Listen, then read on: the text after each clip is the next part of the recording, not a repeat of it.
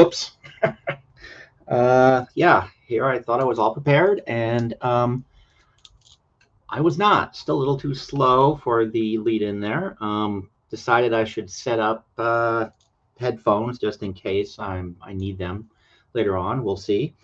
Hello, whoever's out there. Hope you're having a good evening, a good day, good morning, whatever it is in your part of the world. I see Carrie is here. We've been talking a little bit ahead of time. And yeah, I'm starting a couple minutes early instead of a couple minutes late, just because. And also just realized I forgot to let the Facebook crowd that this is happening. That's too bad, because some of them actually are interested in the topic that I am going to be talking about tonight, which is art. I detect some sarcasm there. At me, unprepared. Yeah. Well, although I did find my I am a journalism mug. Was reminded about it today when I think it was Sue Bear made a comment about it. But yeah.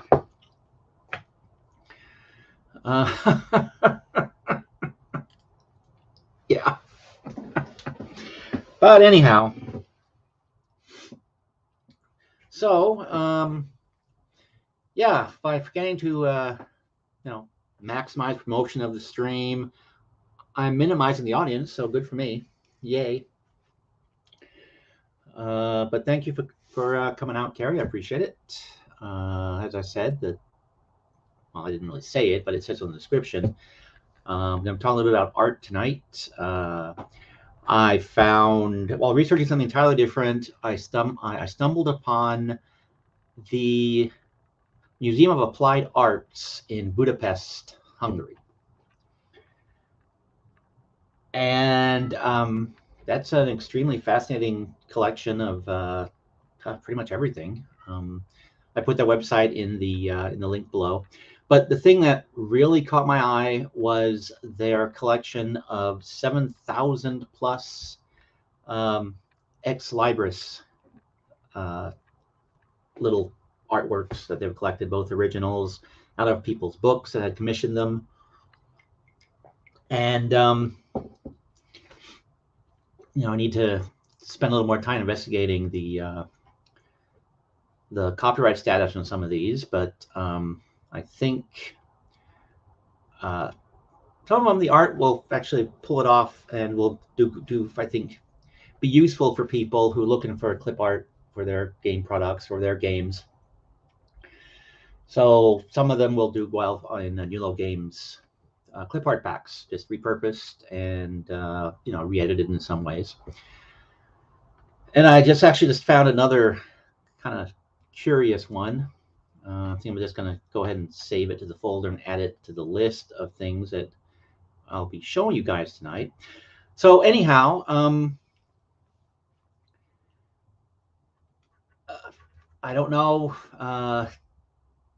whether anybody out there knows what an ex libris is, and I might be mispronouncing it. Maybe it's ex libris. It's probably ex libris because it's from Latin for from the library of, or from the library, or from the books of.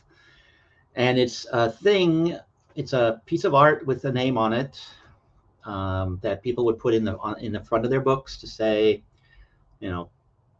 this book belongs to Steve Miller. So that way, if you abscond with it, because I lent it to you, every time you look at it, you might feel a pang of guilt that you never returned the book you borrowed. Or this is where they got used more often than not.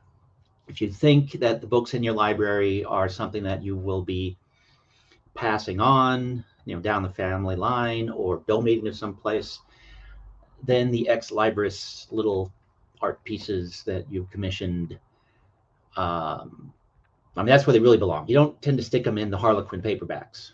You tend to stick them in hardcover books that have some value to you.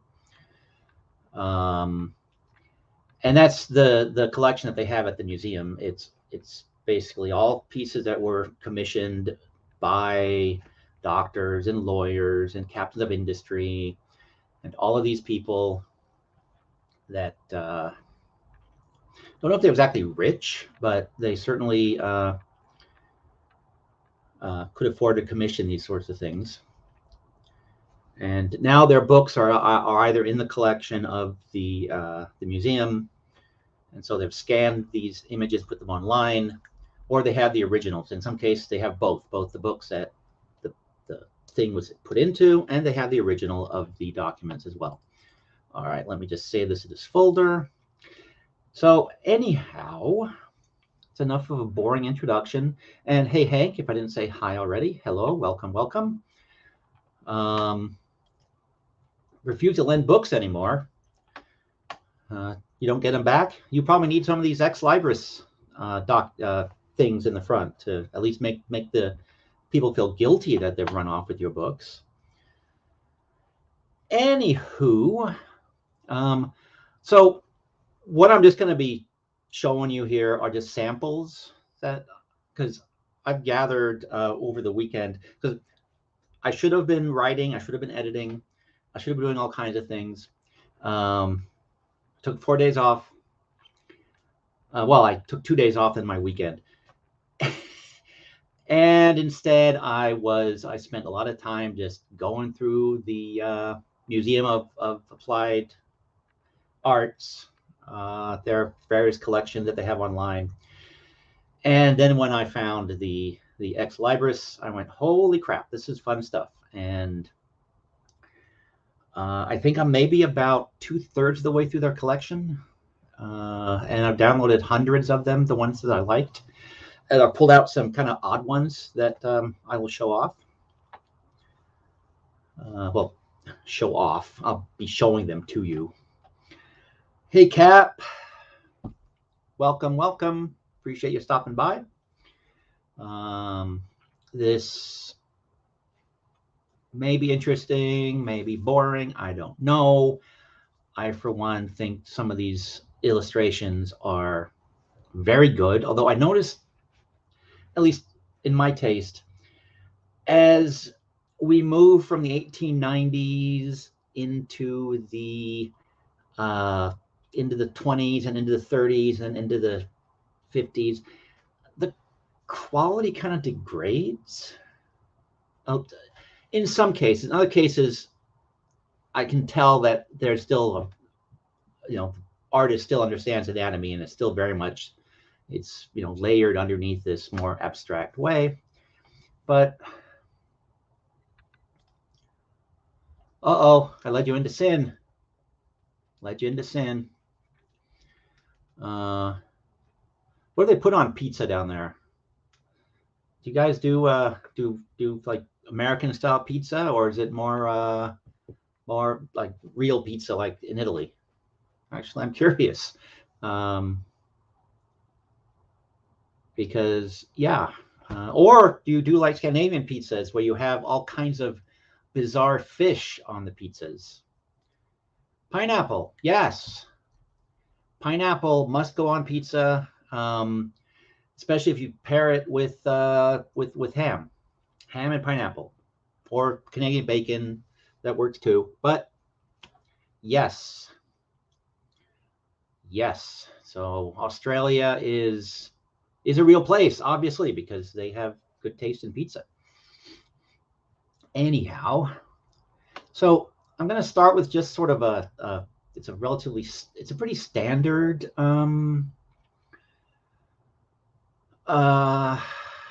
ex libris type thing. Then we'll get increasingly weird as we go into this. And that's not the one I wanted to push on. There's the one. So anyhow, this one was, that's if you have religious books, or if you're barbecue sauce. Yeah, actually, I do occasionally like pizza with barbecue sauce on it. Usually chicken and barbecue sauce, or sometimes beef. I don't know. I get Domino's maybe once a month, and eat pizza for 3 days, and basically 3 days straight.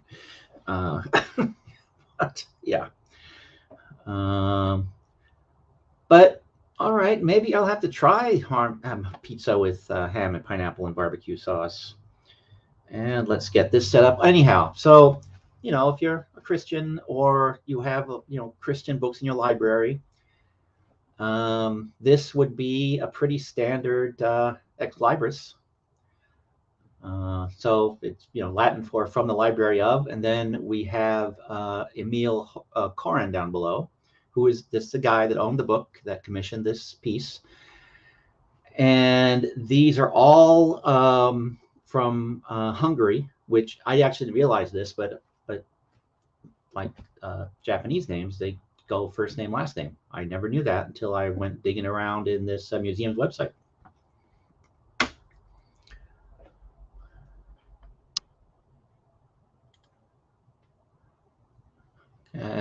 Hopefully it's not shrimp. Like I said, don't do Scandinavian style pizzas because those are unholy. Pineapple is absolutely normal on pizza. Don't let anyone tell you otherwise. In fact, it's the only way to go. Well, there are other ways, but ham and pineapple, perfect pizza. Well, ham and pineapple and cheese. So yeah, this is a pretty standard ex libris. Let me close this. They're trying to get me to log in on my work computer. What the heck? No, there we go. And here's another one that's pretty standard. Dr. Laszlo Debrozzi.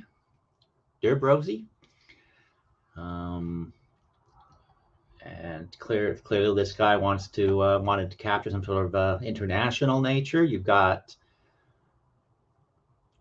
an American Indian in front of skyscrapers here in one panel.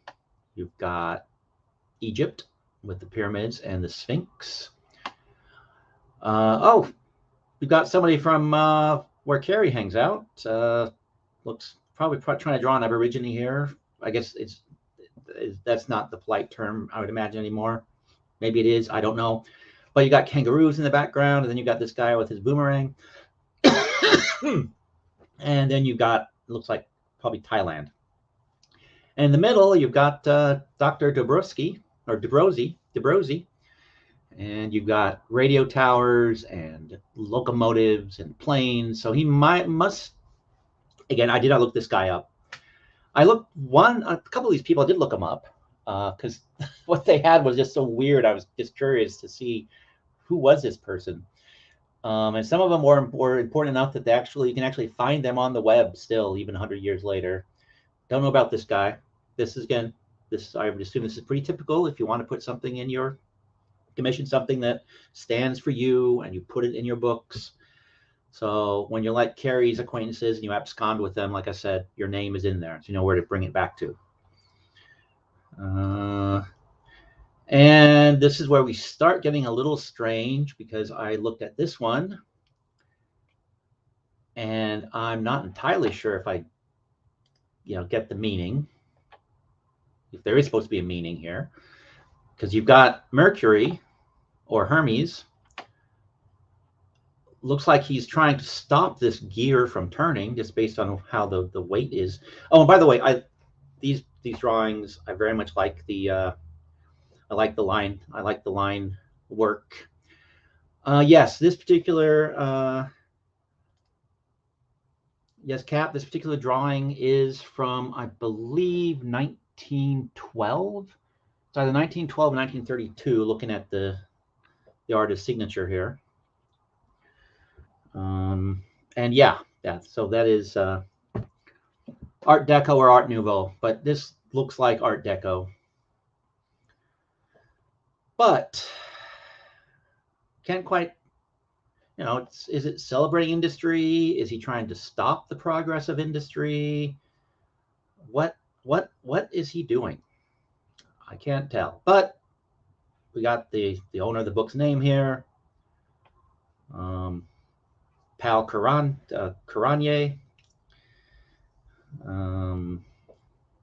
So again, just an interesting drawing. Once again, I like the Nice clean line art. And this is scanned from the book. When you get these yellow tones, generally they're scanned from the book. Although, wait, no, this might actually be an original. Let me zoom in. Let me see. No, that's probably scanned from the book. And I can't tell if that's 1932 or 1912.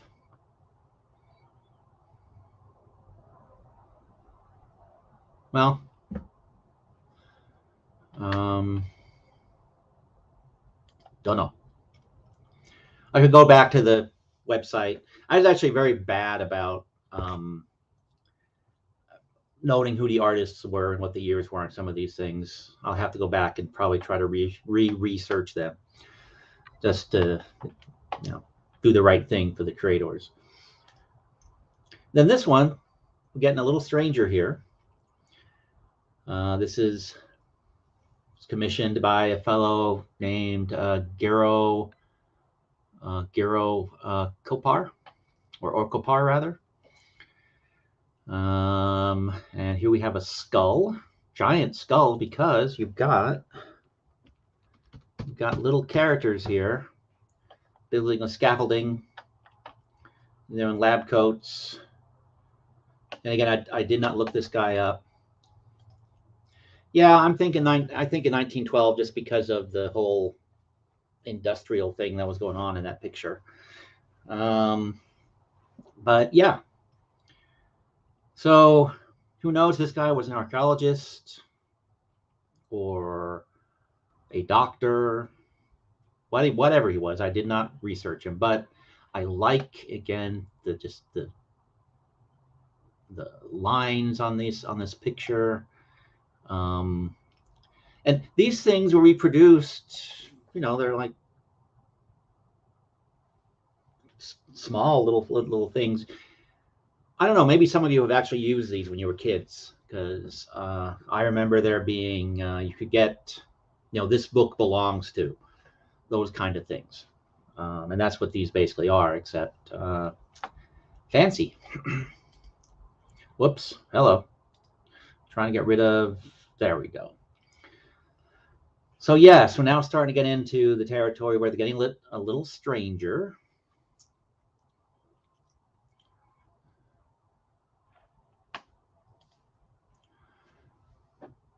Yeah, actually, that's a funny coincidence. I was reading about one of those the other day. Well, yesterday, actually.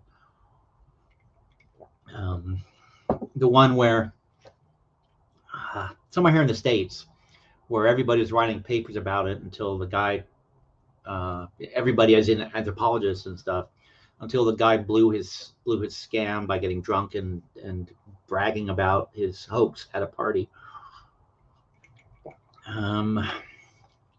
Forget the name of it, though. All right, and now we're getting a little bit weirder. I'm going to assume this guy was probably a teacher of some sort, and that this is a portrait of him, because you will see, crap. All right, come on. I am teching, yay. You will see that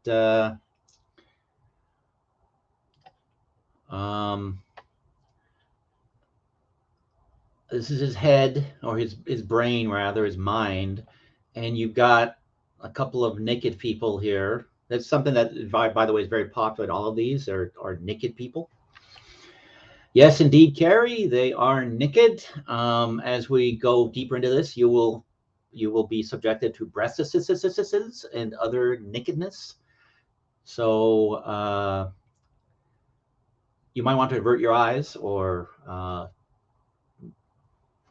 whatever. But yes, naked characters are all over these things. And it's another reason why sometimes I look at them and I go, oh, there's one in particular. When I looked at it, I went, who would put that in their books?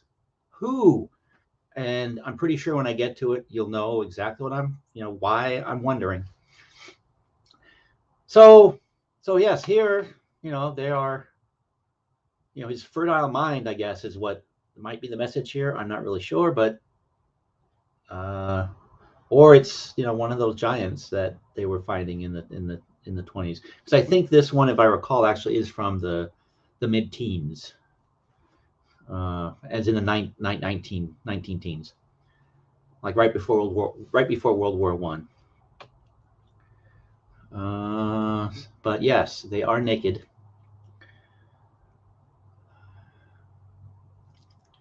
And here is one that, you know, we're celebrating Breast Cancer Awareness Month. So this one is perfect to show right now. Imre Varga owned the book that this was created for in 1938. And I'm going to assume that he or she, I'm not sure if Imre is a man's name or a girl's name, was a radiologist. I'm going to assume, because you got you got them doing a mammogram or something. But this character, though, is not naked. This character is wearing a dress. So, but yes, Dr. Imre Varga. Because again, this is last name, first name. And I'll actually take a wild guess that since the ex Libris is not on some of these, but you get this word here instead, which I'm not sure what it means. I should find out, huh? Now that I'm thinking about it. So let me Google Translate. Sorry, as my attention deficit disorder kicks in, people, but I want to know what that word is. Hopefully, Google Translate will tell me. It's Hungarian for something.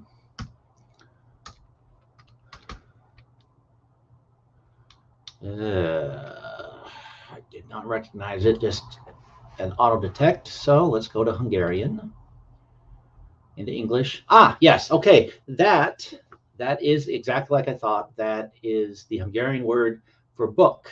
So when it doesn't say ex libris on here, you get this word. So it's Dr. Imre Varga's book. So,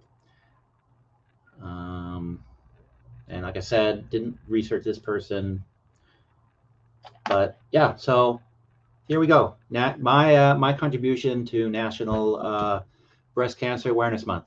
Here we are. Since I've been, you know, more doing Domestic Violence Awareness Month, but hey, whatever.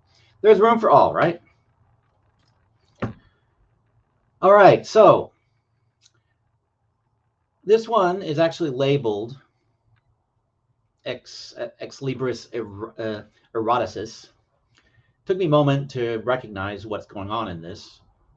Maybe maybe somebody would you know, pick up on what the eroticis is here. Again, it's, you know, at least it's labeled like, you know, it's clear that what they were going for here. Again, I like the art. I like the drawing. I don't see me ever putting it in any book that I own, especially if it's going to, you know, other people are going to end up possessing it at some point. Book of Books, 1912.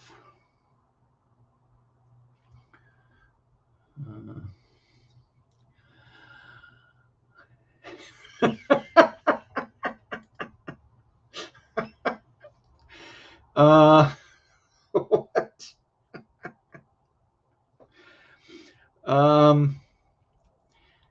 But yeah, like I said, it took me a moment to recognize exactly what that is.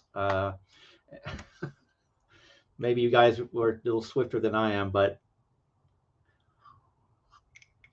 I mean, when it was small on the thumbnail, I went, oh, okay, that's interesting. I don't know what's going on. Then, you know, I downloaded it and looked at it and went,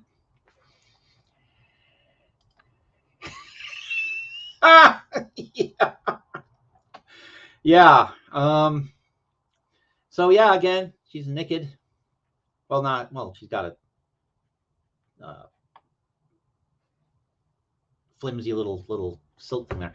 This is one of the ones I just do not understand.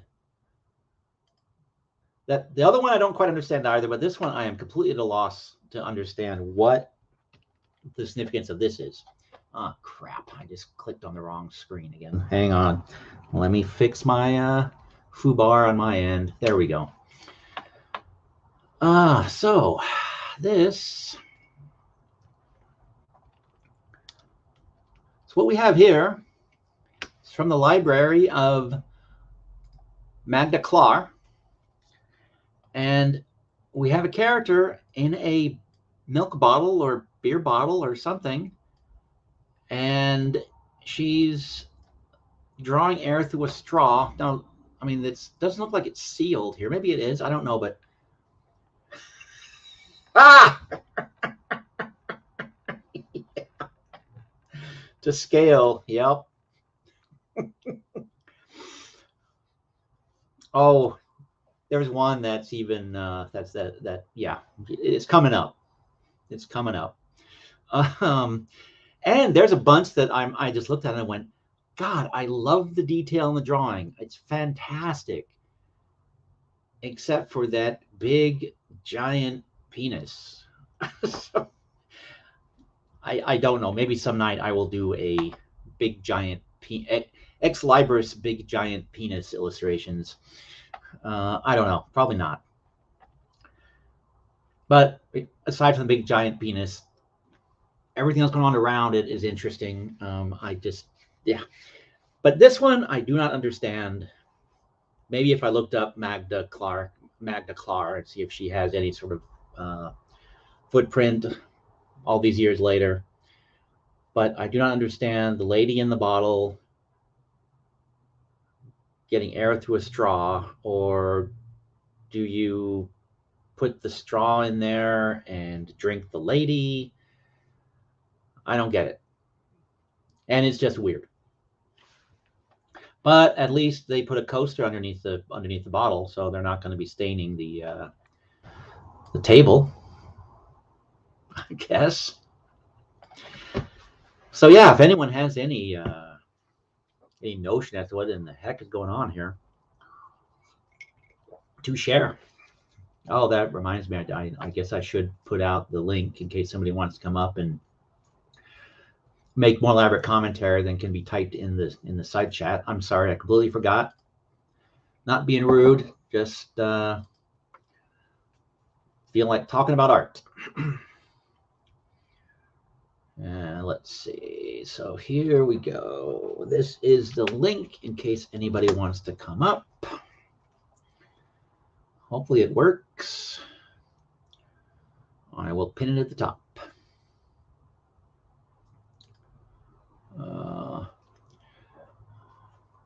What if I could ban myself? I'm afraid to try that, but it keeps giving me the option to ban myself or put myself in timeout. So yeah. And it gets stranger from here on in, folks. And I actually don't know what order they're going to be showing up in from here on in. Oh, this artist I did look up. It's Bertalan Schuler is the artist. I just do not get it. But yeah, the bottle even has the lady's initials on it, MTK. So again, commissioned specifically for her books that she owned in her library. And now they're at the Museum of Applied Arts. This is another one that just made me wonder, what is the backstory here? Again, if you're assuming that this is going into books that will be passed on to family members, this one really makes me wonder. Oh, and let me know if I'm going too fast, because I really cannot tell. I have a hard time with the lag that occurs between me doing something and then what you guys see out there. I keep trying to figure it out, and I keep failing at figuring that out. So let me know if I need to slow down. Or let me know if I'm going too slow. You know, it can work both ways. So this is an artist named Bondars. I don't think that there was a first name. But This says in memoriam, so in memoriam, sorry, in memoriam, Sede Andrea. And I don't know, that could be Hungarian for something, could be somebody's name, I don't know. But it's from Stefan Lustig's library, who was another doctor of something. Didn't look him up. But there's a whole bunch of his. He commissioned from many different artists for his library. But yeah, this we got a lady, or maybe a guy. It's a little hard to tell. I think it's a lady. Dude looks like a lady. So it's 1980s rocker here. Time traveled back, got a knife, stabbed this guy to death. Or maybe they were butchering a horse. I don't know. Again, just a weird picture that I don't quite know what's going on.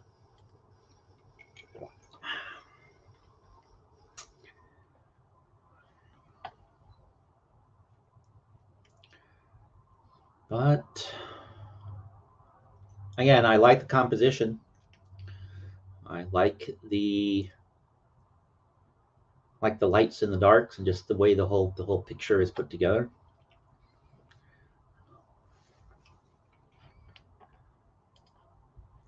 Hairdresser, possibly.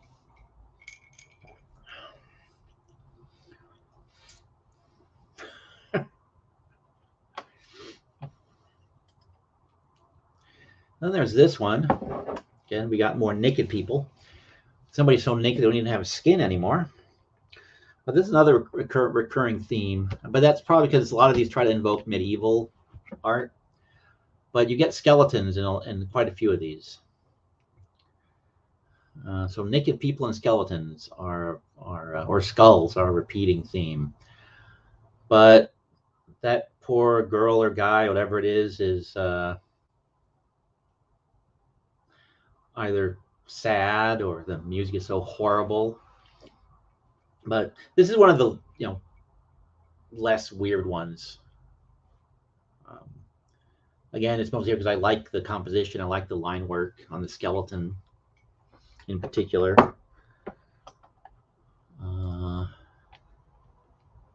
Let's see if we can zoom in on Mr. Skeleton. But yeah. Just some of the unnecessary details that the artist has put in here, so to speak. Although again, this is scanned from the inside of the cover, so it's got all the scratches and damage and stains and stuff from over the years.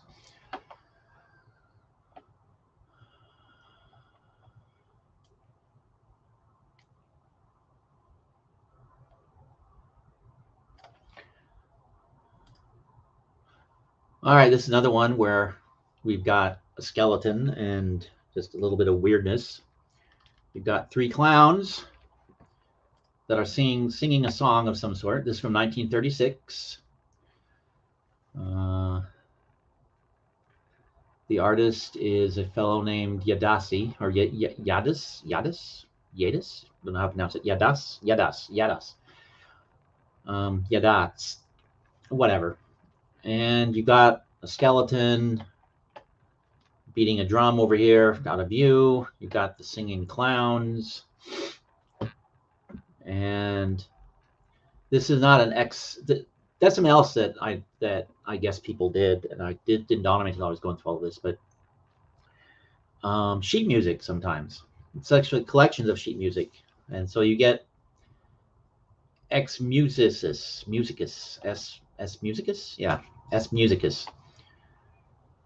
And this is from Ivan Rethy's collection. But yeah, you got the skeleton beating the drum here. You got three singing clowns. You got theater masks. And actually, then I found this interesting too. I don't know whether this would something the original artist did. I imagine that it is, but there's little pencil sketches down here.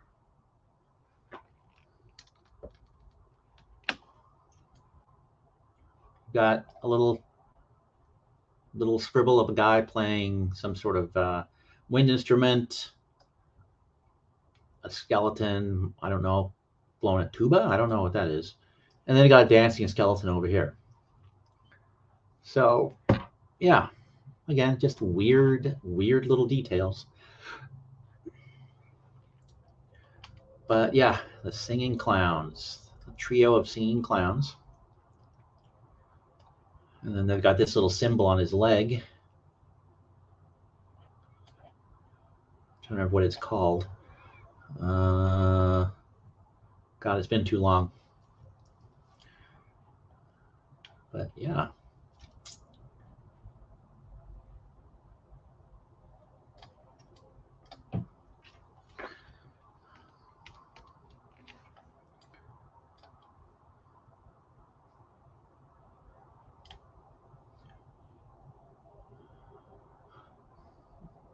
Of course, the anatomy of the skeleton are way off, but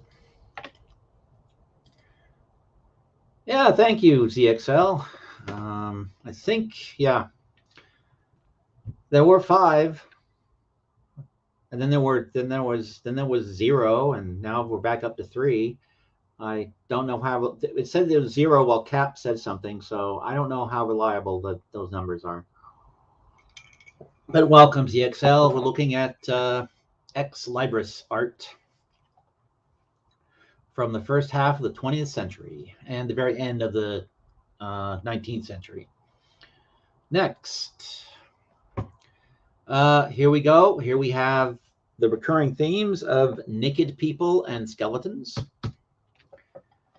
Again, this one is sort of, well, even the Latin phrase here.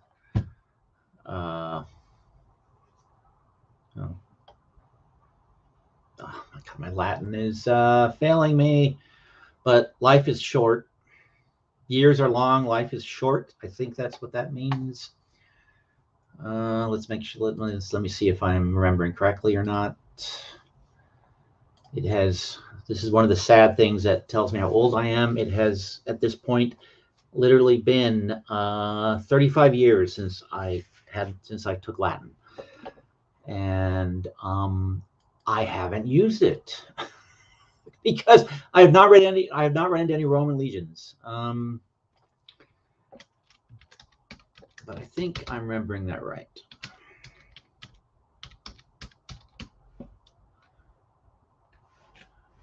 Okay, of course it's translated from Portuguese. Because, does it do Latin? Because of course it would try to default to Portuguese. It doesn't do Latin.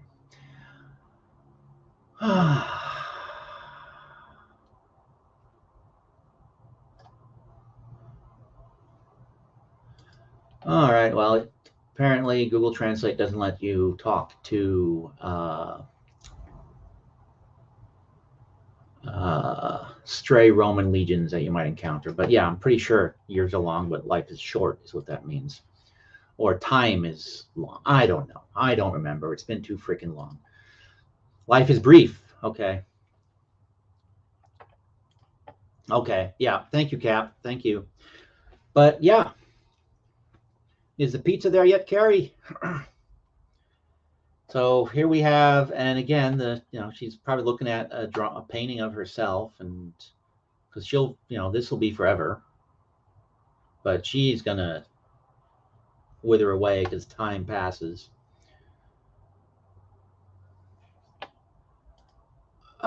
Maybe, Cap. What? I mean, they're always portrayed with hourglasses, so they somehow relate to the passage of time. But let's see. And especially since we are looking at Hungarian art. Well, some of these are done by German artists and British artists, but this one I recall correctly actually was actually also a Hungarian artist. Let's see, in Eastern Europe. Lore. There we go. Well, they give me vampire lore. I don't care about vampire lore. How do they translate skeleton into vampire? Good job, Bing.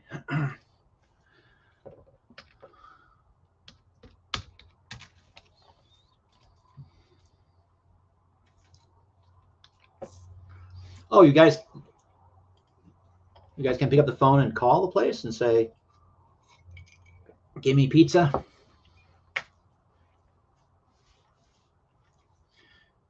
Yeah, vita brevis means life is brief, but is it years as long up here? That's the part I don't quite recall. And I might assume this is year just because that's almost a Danish word for year, or years rather. Okay, let's see here.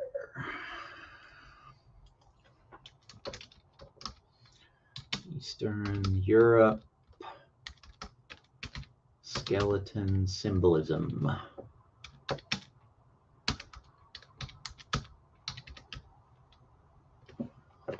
All right, let's see. Okay, well, yeah, now they tell me that the skull is on signs with threats. That doesn't do me anything.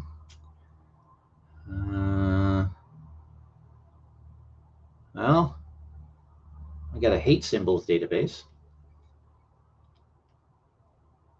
I mean, you're probably right. I don't recall, or I never knew in the first place. I think it means drawn to scale. Yeah, you get a mix of female figures in these drawings, but very few of them are scrawny.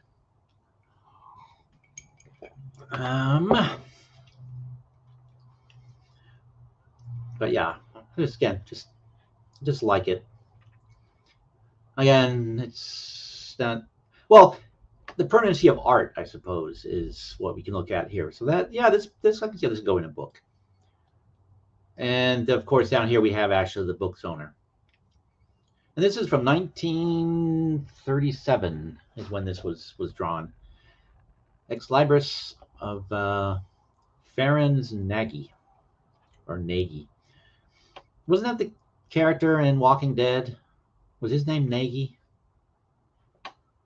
The bad guy with the baseball bat with the barbed wire wrapped around it. Okay, this is one that I don't get. I mean, I kind of get it, but I don't understand why you want to put this in your book. And here in Hans, he also commissioned a whole bunch of book plates. But so here we have this naked woman. We got a judge down here, so that's the law. He's holding a chain around her ankle. Then we got these faces, jeering faces. So I don't know. Just very mysterious to me.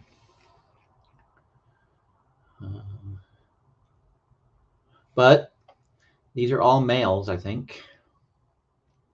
I'm looking at although here we have a judge, a magistrate.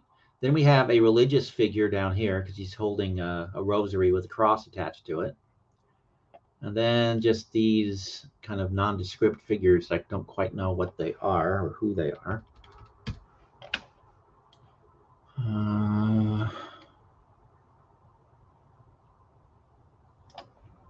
But they're certainly not pleasant people. Pretty sure that's it, and that they're somehow victimizing this poor lady. Although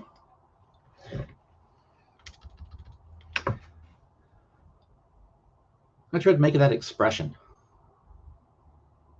Oh, these are all high res, by the way, so that's why I can kind of zoom in and we can. So I don't know what this. Yeah, I don't know how to read this picture.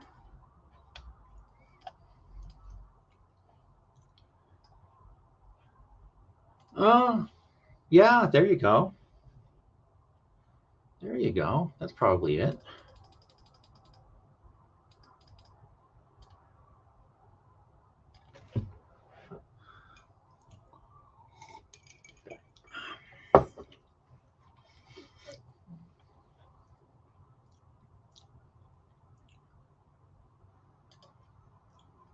Nice is a long, short life. Huh. Yeah, I tried to put it into Google Translate and it switched to Portuguese. And there was no option for Latin. So it gave me nonsense. Uh, but because it was looking for things that I've recently translated, I was my Portuguese is also failing me. It's kind of sad. Used to be able to handle Portuguese, not as much anymore. And here's another one. Again, I just kind of like the weirdness of this. And more naked people. But we have, so this is from Firth Bruno's collection. Art is by Carl Ritter. It was drawn in 1922. Actually, October 25th, 1922 was when this was completed. And it was his 71st ex Libris drawing. So here we have a lady that looks like she's from, oh, this is something else that I noticed about these old artists. I like the fact that the musculature actually works like it does on real people. Just the way that her breasts are falling compared to how her arms are, how she's laying. Instead of just sticking out the way they do on pretty much every drawing that gets done today.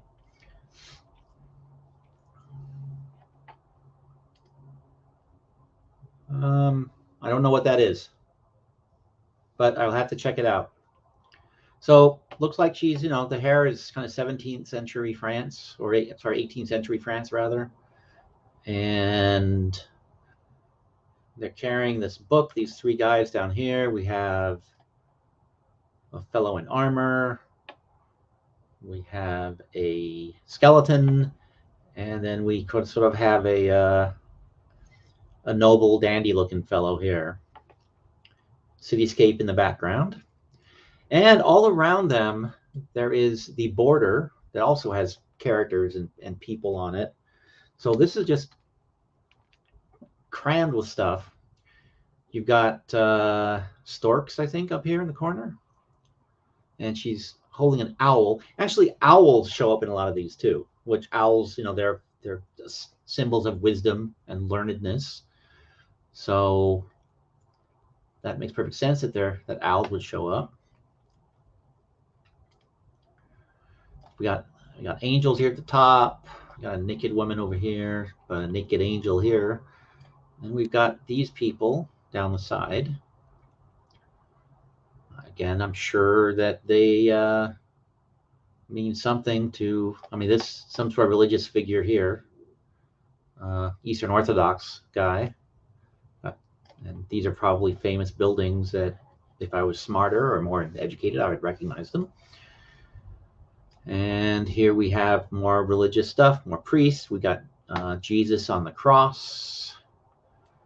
Got Jerusalem here, or Greece rather. Because yeah, here we have Greeks fighting. We got Egypt. So yeah, this is all the ancient knowledge all around this scene. So again, just a curious drawing. Lots of detail. Very cool. And yeah, naked people. So maybe this stream will be taken down by YouTube because of all. Here's one of the ones that I find very amusing. Just because you've got naked people that are naked for no good reason, or naked women, really. So it's naked saxophone playing. And naked chorus girls. And Istvan Rethi is who this was commissioned by.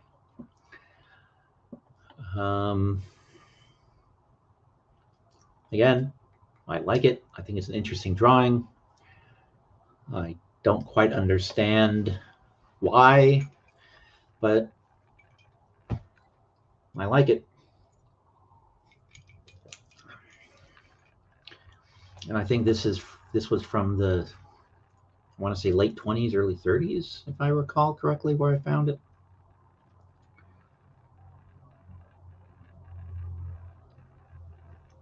But yeah, I'm gonna take a wild guess that this person was a musician, or at least some sort of. Yeah. See, that I had the same kind of thought, Carrie. That naked sax playing must have been an important pastime in Hungary around this time. And naked line dancing, or river dancing, naked river dancing, and naked saxophone playing.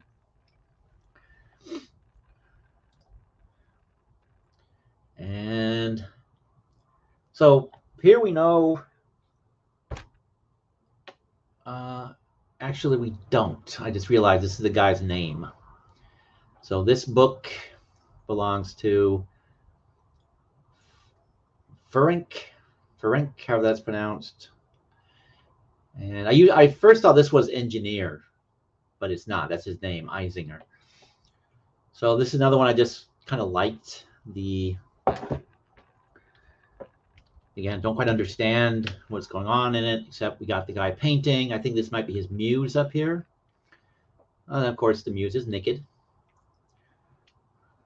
She's bestowing a wreath of honor upon him as he works on his painting. Or it's a really weird painting. This is his model sitting up on top of the on top of the thing there.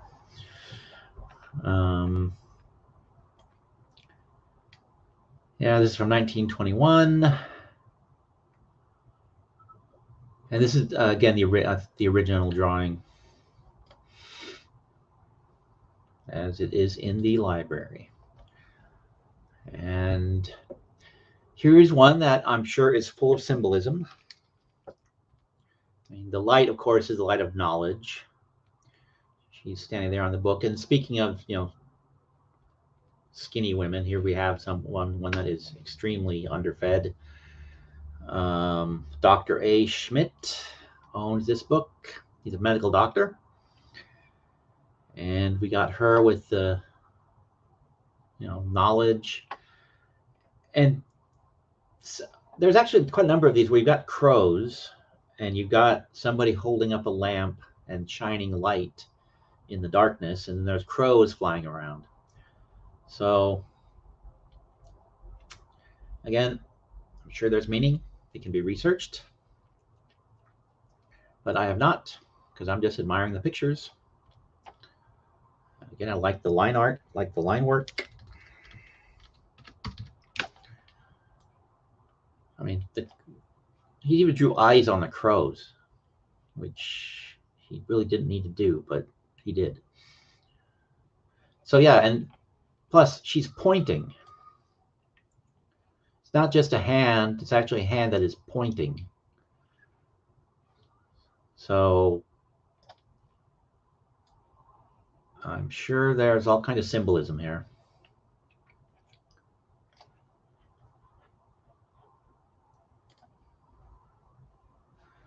And here we have more naked people.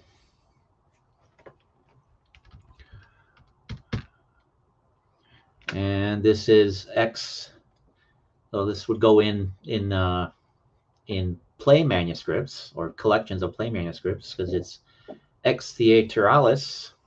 So like the sort of plays that they're doing on here. Istvan Lustig, a doctor. And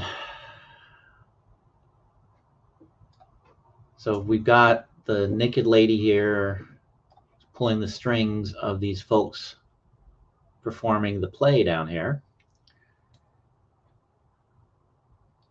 So, and he's pointing down to say, hey, look at that. Look at what's going on down there. Again, I could come up with meanings for this. I'm going to take a wild guess at, maybe is this the doctor, do we think? It's a portrait of the guy who commissioned this, or is it just some mildly sinister looking figure hanging out with this uh, young flapper girl here as she pulls the strings of these folks acting on the stage. And then we got the traditional comedy and tragedy masks here. We got a pile of books. And what is the date we have? Is that the date? Well, it's the artist signature. It's the number of the piece. And I don't know what that is. Could be the date. Oh, no, that's the date. Maybe 1936. And this is the number of the piece. Yeah, that's probably it. Whoa, hello.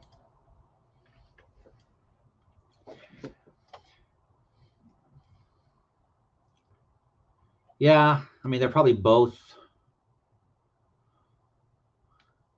Oh, I just saw something I wish I hadn't seen. I didn't notice that until now.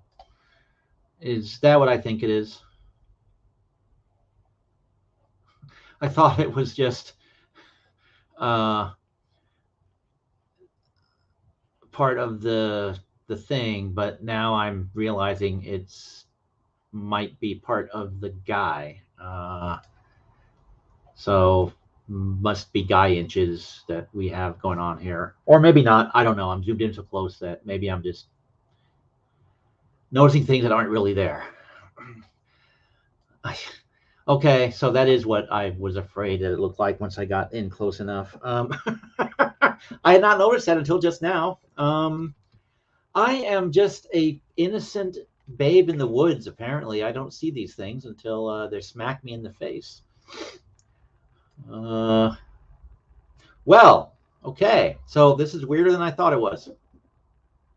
Although, no, it can't be because it's way up in his stomach. So never mind. I don't know what this is because it's in his abdomen. Oh, it's his knee. Okay. Whew. I feel a great relief. Okay. So yeah. All right.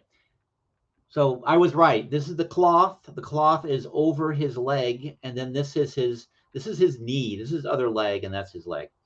So it's not his third leg. It's just his other leg. All right. Okay. Whew. I'm not as horrified as I was for a moment there. Yeah, apparently my mind got smutty for a little bit there too, because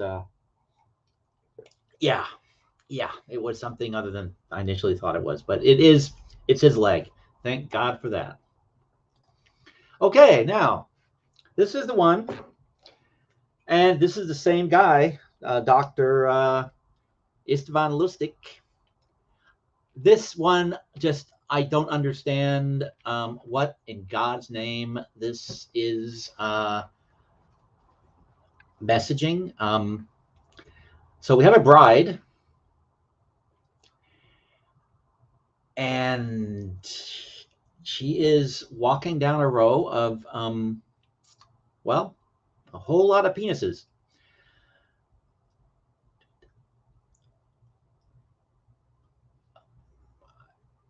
I don't know what to make of that. And I look at that and say, okay, did you give this to a particular loose woman as a marriage present? Were you trying to send a warning to her husband? What on earth is this drawing all about? Or is it about anything? But yeah. Yeah, indeed. And this, by the way, is the original ink drawing. You can see here that he wrote in the owner's name with white out, and same thing with the ex Libris. Oh God, yeah, that would might make this a perfect illustration, wouldn't it? perfect. But yeah, so now we're into the truly weird. Not just kind of head scratching, but saying, what the hell is going on? Why? The question, why? Why, Dr. Lustig? Why did you commission this piece? And here it is as it appeared in his books.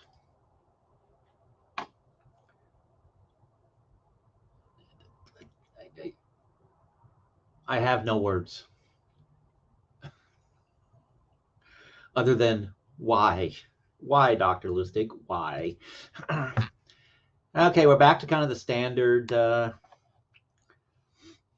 unless we should, focus on the wedding party or the honor guard of male.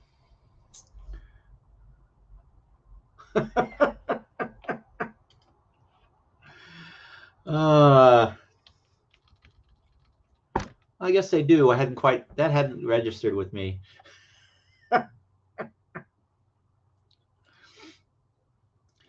So here we have just a little slightly more traditional, or this is straight up traditional. I think I saved this to the wrong folder, actually. But we got the skull, we got the book, although we got mushrooms growing out of the book. But aren't the mushrooms with dots on them, aren't those the poisonous ones? If I remember correctly, doesn't this generally denote, a poisonous mushroom, or am I wrong on that one?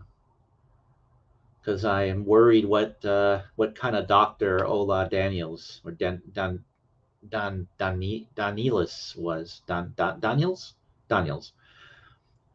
Ola Daniels, what kind of doctor he was, since his ex Libris has a book, a skull, and poison mushrooms. Maybe Doctor the Occult. I'm glad that I could be more entertaining than cooking.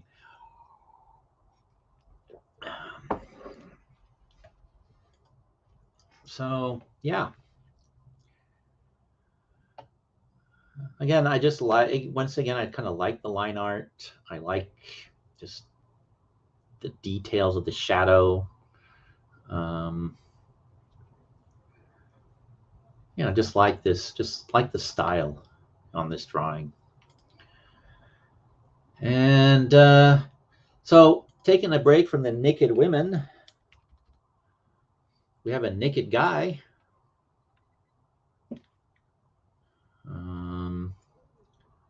Again, I'm not entirely sure what the significance is here. It's from a library of someone whose name is Battiswiller.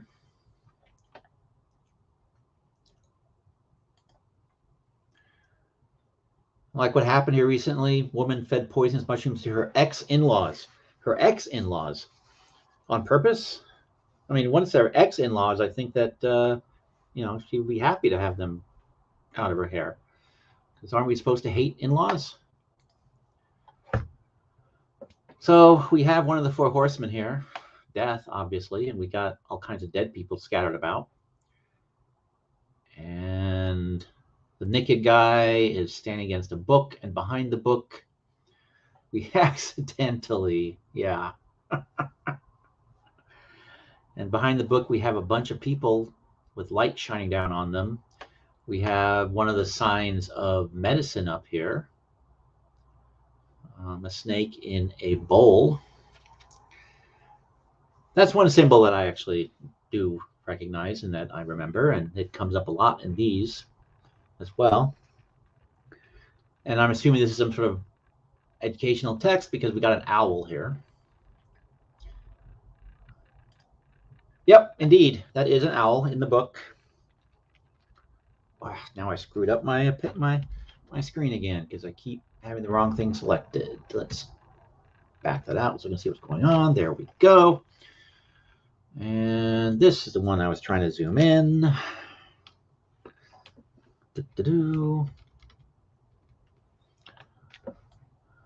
Yep. It's either an owl or a penguin. No, it's an owl. I'm kidding.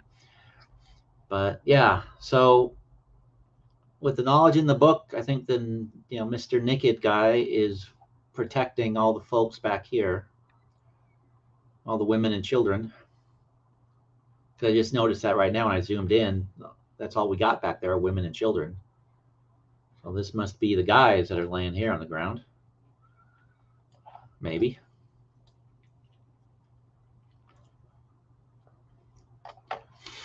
Let me see if that word means anything.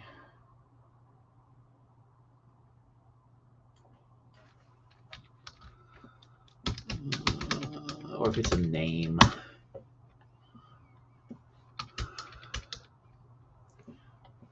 Ugh, damn it.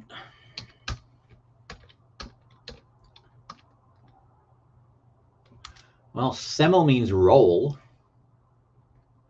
But then when I put Weiss behind it, oh, okay, it does mean. So in Hungarian, Semmelweis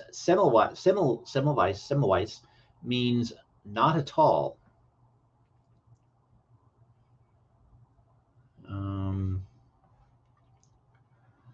Not at all or never.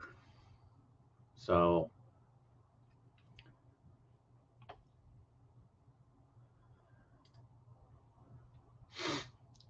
interesting. Yeah, I think so. Probably protecting the knowledge, preserving the knowledge. Yeah, exactly. Death won't defeat the knowledge. I think that's probably what's going on here. But yeah, so it's another cool drawing with all kinds of detail. And we got a naked guy instead of a naked gal. So equal opportunity nakedness. And this one is interesting. I thought it's from the library of Laszlo Bitek. Bitech. I don't know how you pronounce it. And we have this book being held up with Alpha and Omega. So this is the book of books, I guess. And we have presumably an angel and a devil,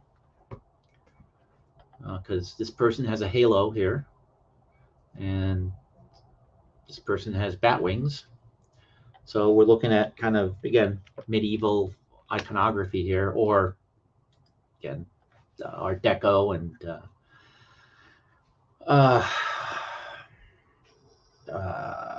Art Nouveau, typical symbology.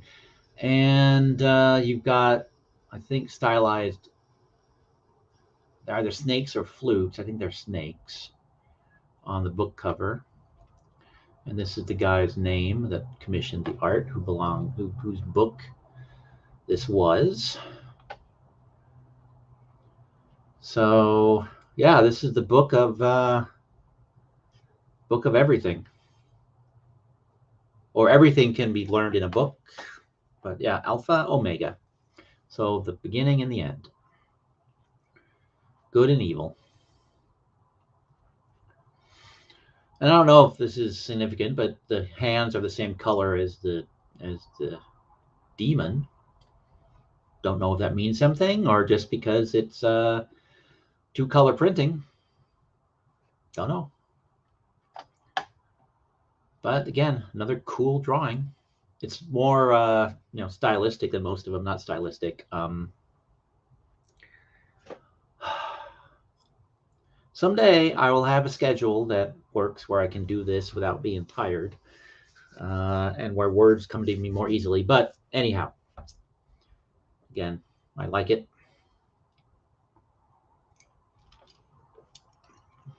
Not entirely sure the date of this. I have no idea the date of this. But It's pretty damn cool. There's also, so this guy is reading. This guy is giving him the side eye, and someone is turning the page. Is it the demon or the angel that's going to the next page in the book of all knowledge? Who knows?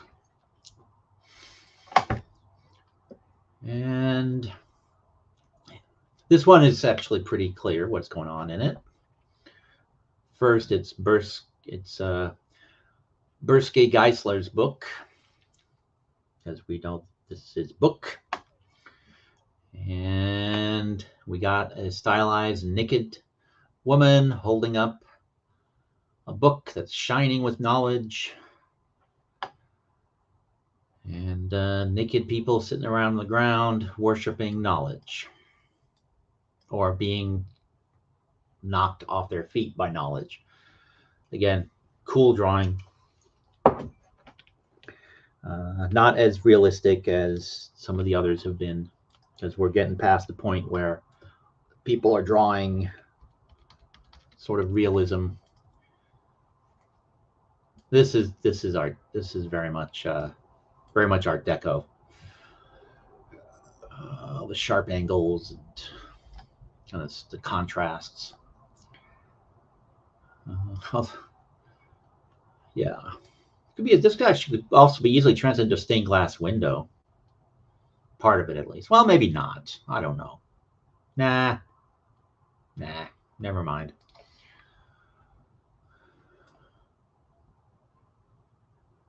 But yeah, this is one of those, I guess, drawings where you either like it or hate it. I like it. I think it's very well composed. I like the abstract nature.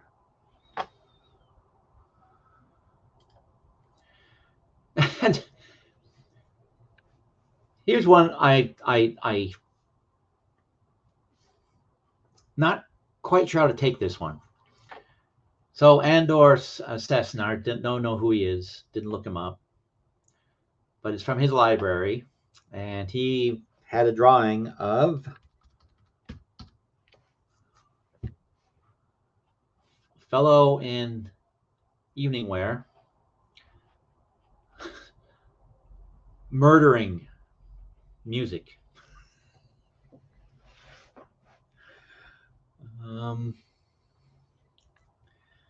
So yeah, I don't know if he's a music critic or a, well, is this the critic and that the musician? Or, well, actually, the thing is, yeah, that's a quill, isn't it? It's just not a, it's a quill that he's stabbing that guy with. But yeah, the guy is music. This guy on the ground represents music because his body is sheet music. And then this guy is, yeah, maybe he's a music critic. Yeah. Or maybe he acknowledges that he was just a really bad musician.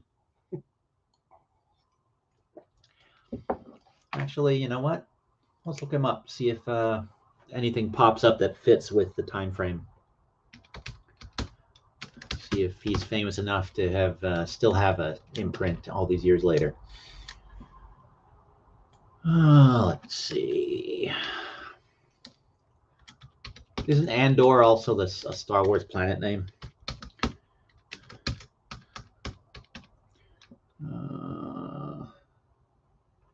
Let's see what comes up. Aha! You called it. He was a journalist and music critic. And he was born in 1885 and he died in 1933. And he was Hungarian. Okay, so this was a famous guy.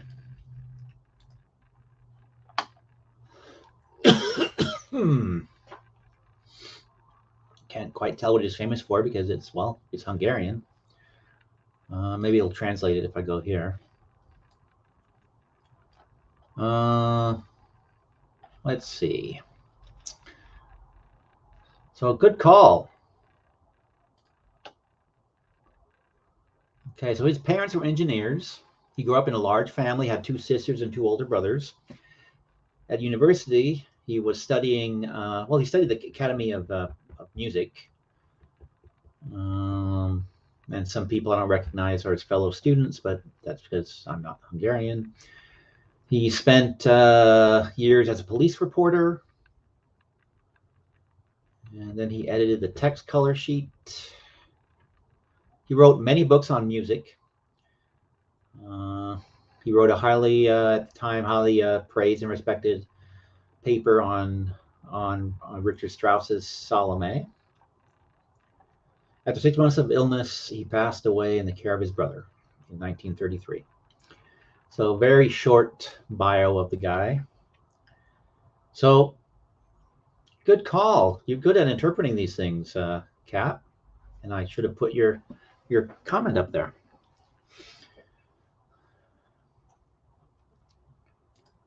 So yeah, he's a music critic, or was a music critic.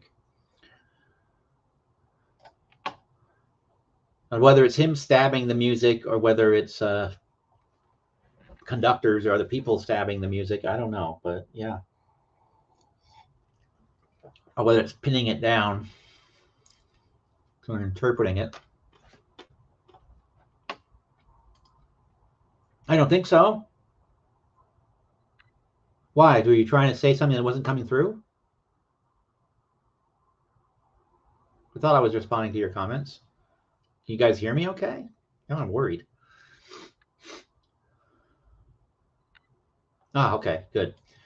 Good. Nope, you're not banned.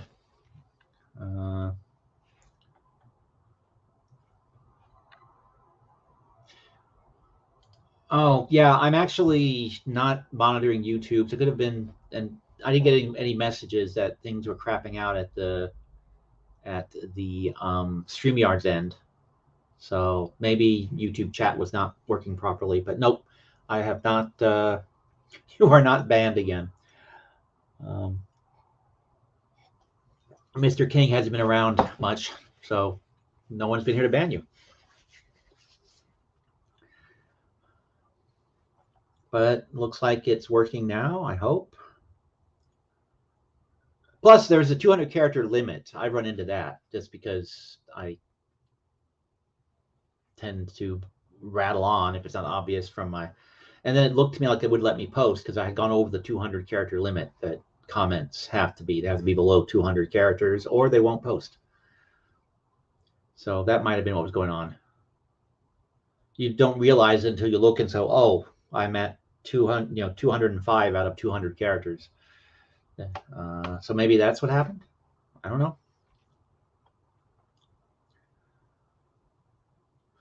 But yeah. So it's been kind of mysterious who everybody is. I think I know who this guy was, and what he did for a living. Laszlo.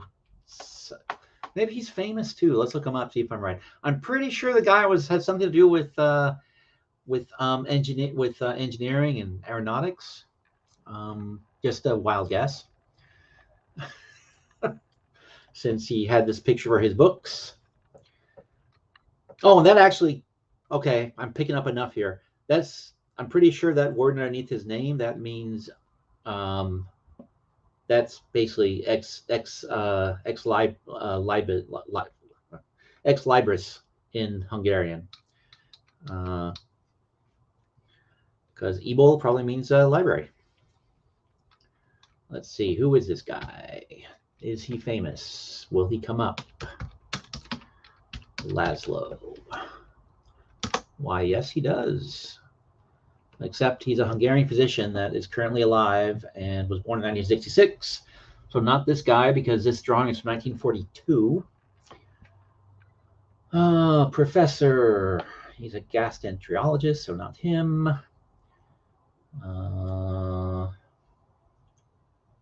All right. So yeah, this guy has not left a footprint on the web, at least.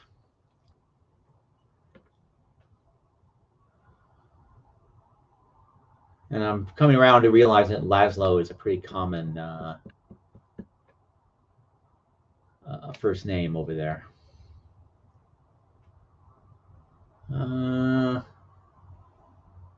Yeah, no, this guy's name, I guess, is the Hungarian version of Steve Miller, because there's all kinds of folks with that name.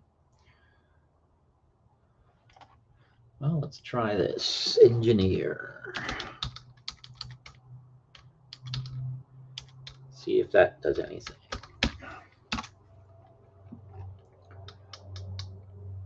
No, still a modern guy, not somebody from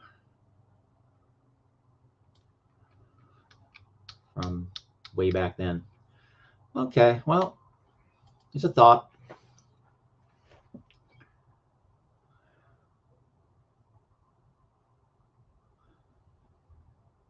A Polish pilot. That. Oh, I guess it could be he's measuring. That is a sex. That yeah, I guess maybe.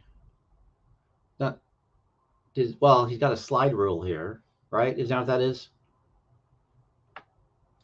Buddha. Where are you seeing? Oh yeah, there's a Buddha in the background on the shelf. You are correct. I mean, I'm pretty sure. Oh, look underneath the lab coat. That's a that's definitely a military uniform. So yeah, some war thing.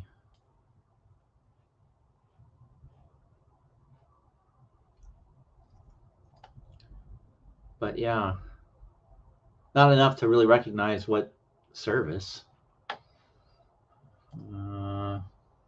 Let's try pilot. See what comes back. World War II pilot.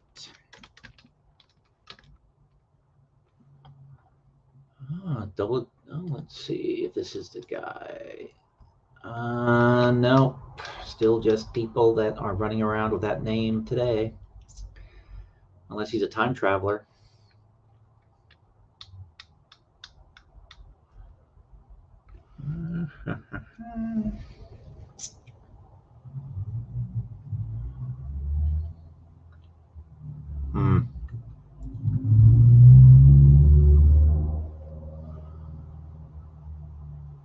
Nope.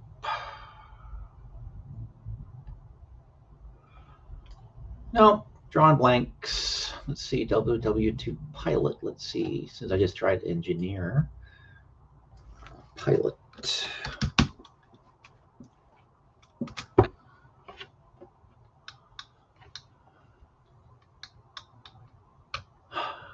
Let's see. Farewell reception for Polish ambassador. Nope, that's some current thing.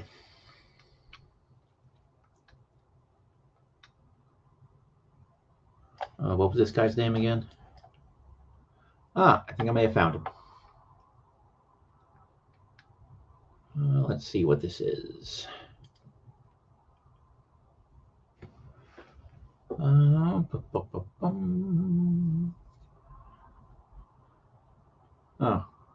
it's not loading. Oh well. You'll be a man of mystery.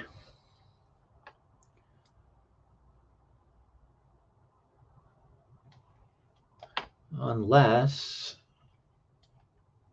again, it's something with the military. That's for sure.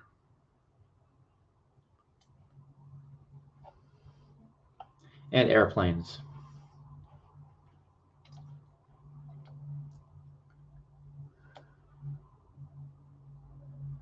So, and I could be wrong in assuming that's a portrait of the guy in his own books. I could be wrong, but it's definitely not just a drawing of some made up person. That's a portrait. I'm absolutely certain that's a portrait of some sort. Okay, well, enough speculation on that. Next drawing. This is one where, again, the actual drawing, I guess, is sort of, whether you like the kind of abstract things. I like the sense of motion that's here. It's not really a style I particularly care for, but I like the sense of motion. Drawing itself makes me think, what's going on? Did Death here? Did he just claim this lady? Is the guy fending off Death? He's probably fending off Death, actually, because this is Dr. Samuel something Hungarian. Diosli, yeah, whatever that is. So Samuel blah, blah, blah, blah. Samuel Dios something. So yeah. So he's a doctor. I'm assuming he's fending off Death, but again, because yeah, there he's got his hand on Death's arm. He's knocking the scythe out of his hand, I think. So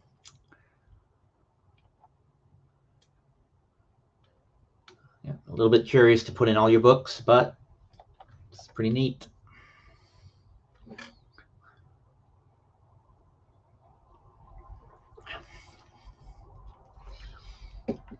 And again, I'm looking at just details that are there just because you want to make details.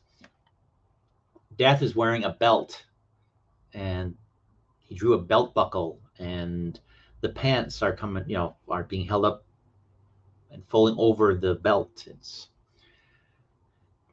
actually Death's sleeves are rolled up too. I just noticed. Of course, you could also say that it's none of the above. This is, since Death has fleshy arms, this is some freak wearing a mask, and what we're looking at here is a horror story drawing. He's defending the lady from the Scythe Killer. Oh, I'm pretty sure that's not the interpretation, but could be.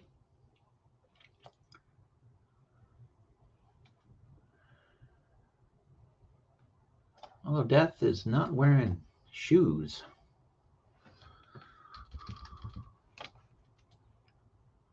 Nope, and his pants are kind of torn. Death needs to get paid because he needs better clothes. Even his cape is sort of torn and tattered. Well, I guess the doctor is the one who beat Death, so that's why Death is all messed up. Here's another one.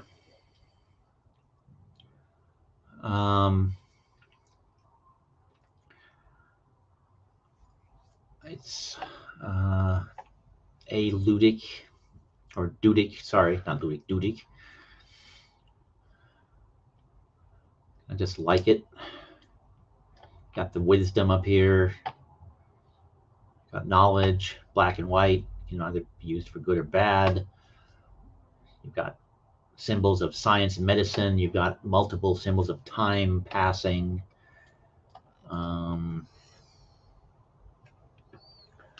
Just a very cool drawing.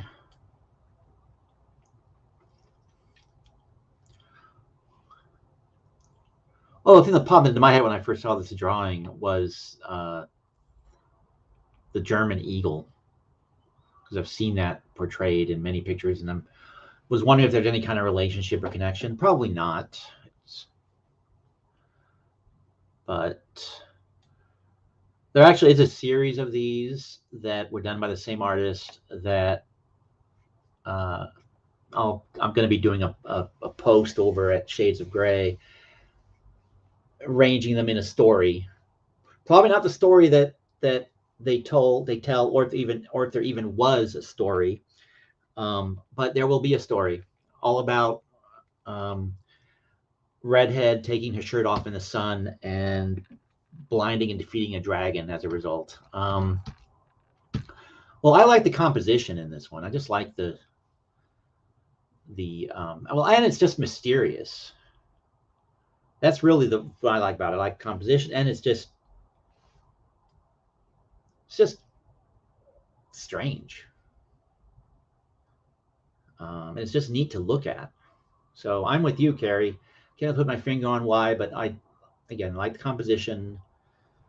Um, just a well put together drawing.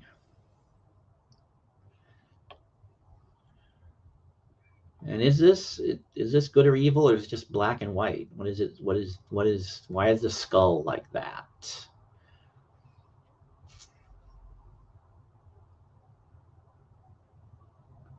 Or is it saying science over here and art over here? I don't know.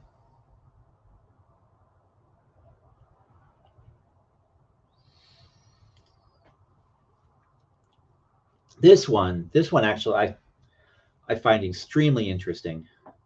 Because I can only see one interpretation of what's going on here. Or maybe not. Maybe there are two.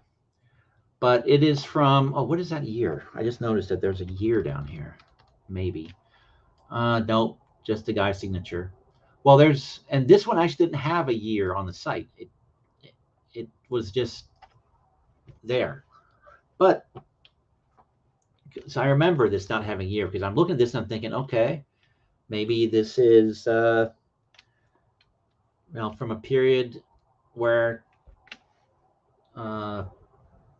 Nazis and others were literally burning books,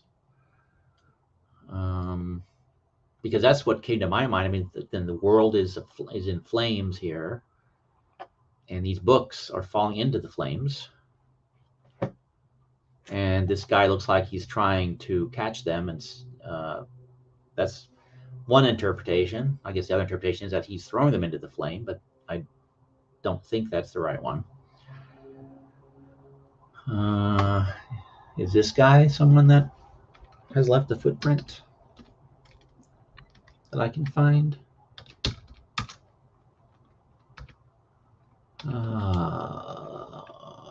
Lads.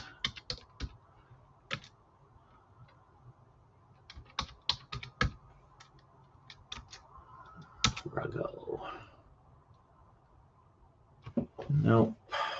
Nothing pops up.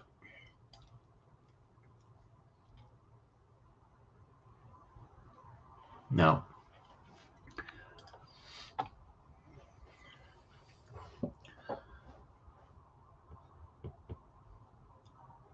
Yeah, and several of these actually, it's all a recurring theme of several of these. One's from the mid 40s. There's a couple of them where actually you've got God, and next to him is an angelic figure, and God is like putting bandages on the world and trying to heal the world, basically.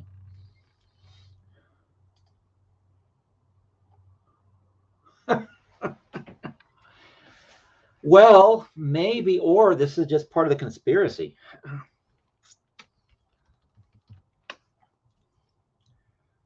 I mean, because what is this? Does Australia have a thing that sticks out like that? I don't think so.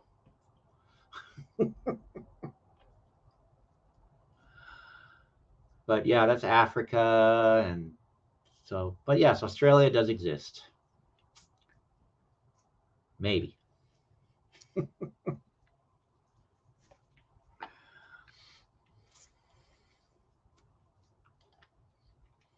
That's just running ink.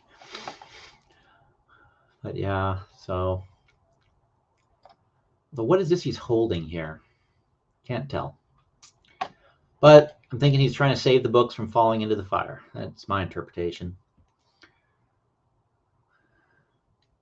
It's more like a kiwi bird. Well, this could just be an ink blot, and we see whatever we want to see looking at it. That's true.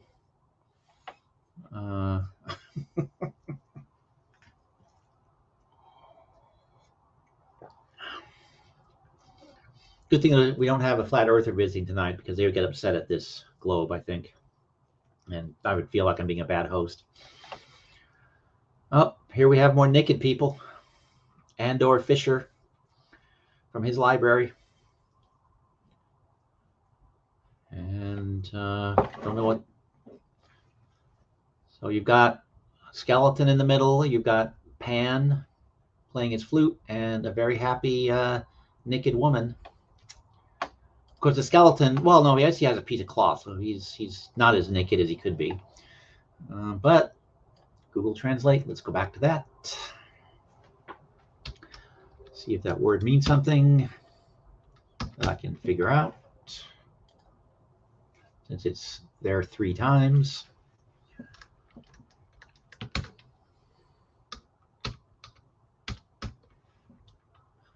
Well, okay. It makes sense. It's and I halfway thought. It's either Latin or Italian for laugh or laughter. Ridera, ridera, ridera. So we got music making us laugh. Yeah. So everybody is happy here.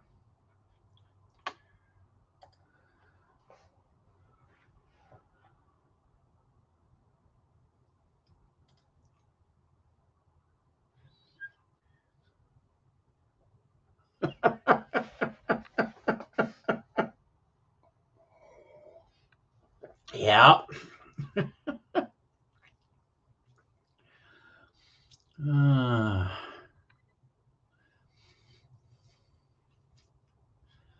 And again, this is just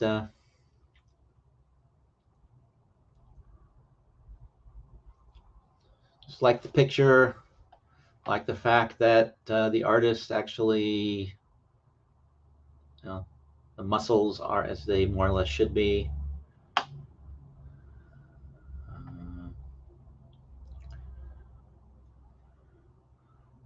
Of course, skeleton is just cartoonish, but everything else is very realistic.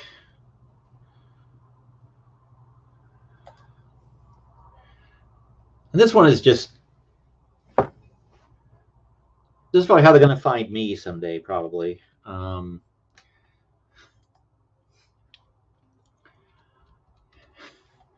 It's a dead lady on her pile of books. So knowledge out, her books outlived her, or she's gonna die with her books. But yeah, they'll find me like that. I suspect someday I'll be dead, and all these books will be around me. At least I hope that's how they'll find me.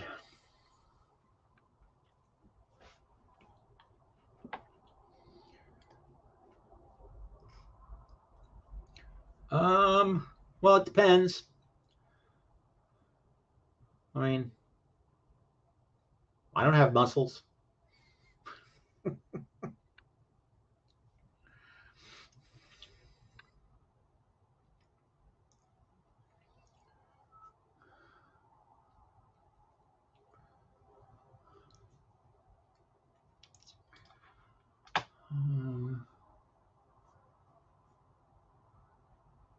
Plus, maybe she's identifying as a man and gives her more muscles. I don't know.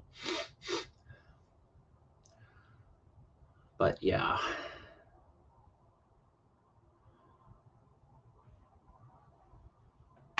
Yeah, not sure if she's dead or anorexic or both. No, I'm pretty sure she's dead because her feet look all skeletal.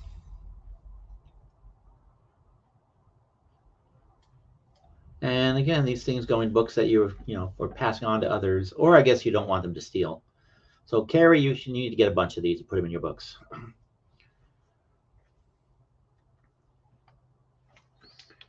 Let's see.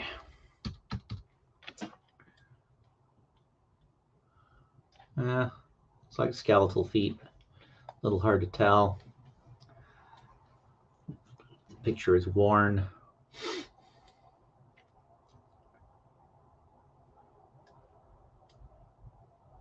Pretty sure she's dead. Or maybe the guy just can't draw feet. He had the hand behind the book here, so maybe that's what's going on.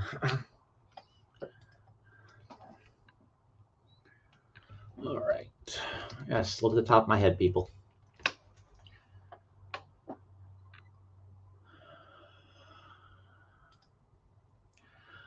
Okay. This is one that I wrote my own gag for.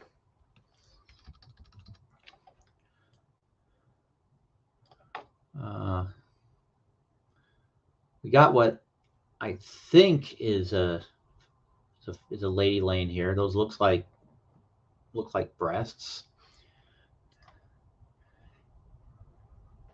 Yeah, yeah. That's what I think. That I'm hoping that's how they find my body. It's dead with a bunch of books. That is indeed the way to go. That's why you need to have real books, not just things on iPads.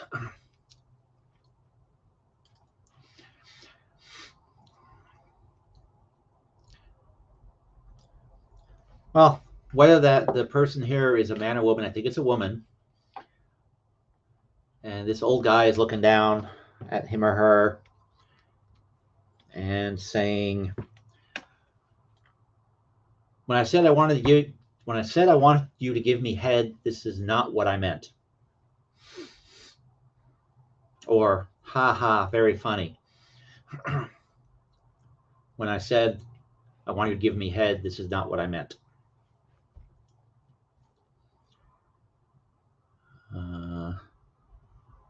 And now we all know why I don't write jokes for a living.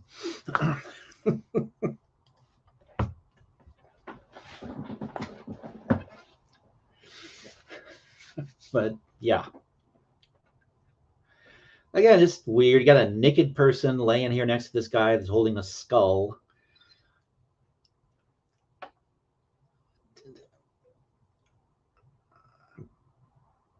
Thinking it's a guy, this figure here.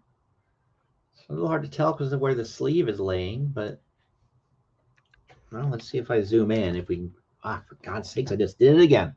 Screwed up my screen by which I'm trying to see what's happening.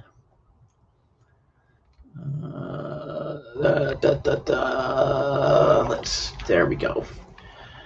And click on this so I can zoom in. See if we can figure out what this is.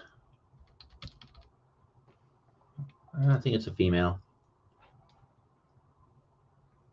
I can't tell. Thanks for coming out, ZXL. Appreciate it. Hopefully you had fun.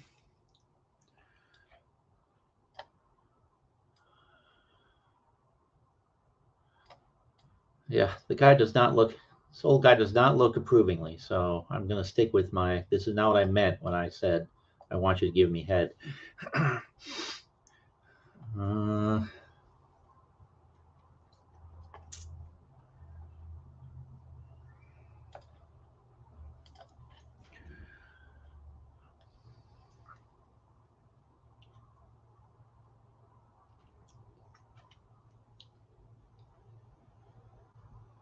So Zoltan owned this book.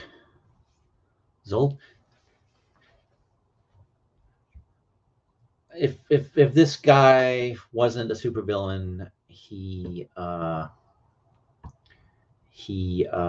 missed his calling. Zoltan Kondar, or Kondar Zoltan. I mean, he needs it.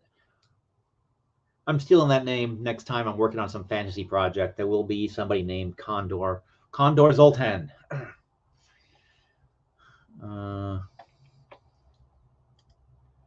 Yeah, I thought so. Yeah, okay. Makes sense. And then there's this one. We're back to Hiran Hans.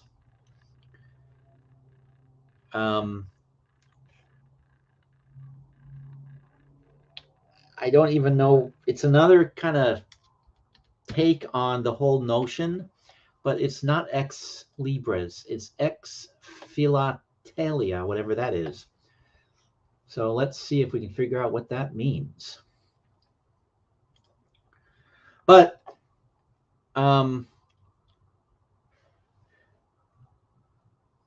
this is from the rock and roll age, I guess, because you got this guy playing music, and women's clothes are just falling off them, and they're just hanging all around as he's singing to them. So the guitarist gets all the chicks, right? Or the lead singer. I'm not sure which one it is, lead guitarist or lead singer. And this guy's both, so he's getting all the chicks. Let's see. Except maybe these two up here. I don't know. Whoops, that's not going to work. Let's see if we can figure out what this means. Phi la te.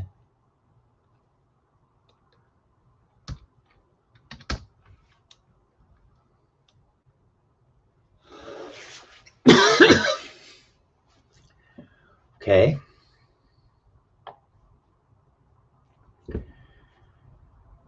Philately, which means nothing to me. Maybe because I'm illiterate.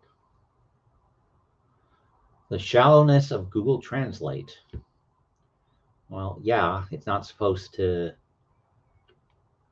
be the end all. It's just a starting point. So, speaking of starting points, I guess I will, unless someone in the chat is more. Oh, is that what it means?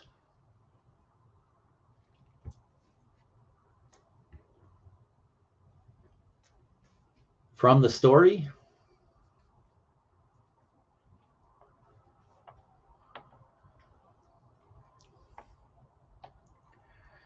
Yeah, I'm not sure they're supposed to look evil or whether it's just the artist's style. Maybe they are. I don't know. Is that an airplane up there, or is that a fan?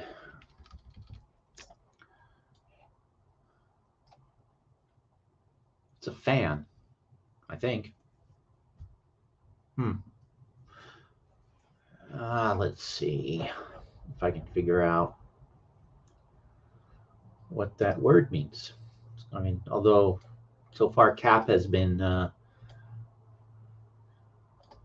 right in pretty much everything that he's said, so he probably has the right of it again. Oh, that makes sense. Okay. It's philately, and it is the collection and study of postage stamps. So the stamps, so these things, okay, they're postage stamps. Now, where it stops making sense is the guy singing and all the naked chicks hanging out.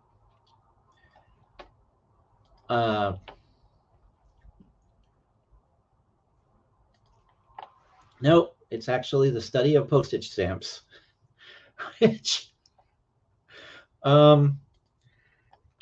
So apparently that hobby scores more.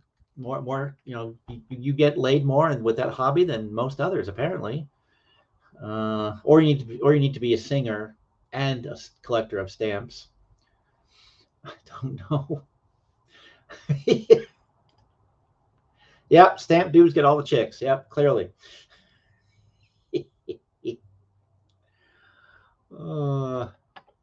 Yeah, get all the chicks with the very pointy boobs. Yep. Actually, I just did that again. Let me go back to here so I can do what I want to do. Oops, that's not right. Oh, just trying to see this guy's jacket. If there's what that is. If that's a symbol or if that's just light. But yeah, so these are stamps with naked chicks, naked ladies, naked bodies, whatever. and the Bard. So I think maybe sometimes a cigar is just a cigar. Sometimes a naked lady is just a naked lady. Oh, this one kind of has a cat face. Now I'm reading way too much into it.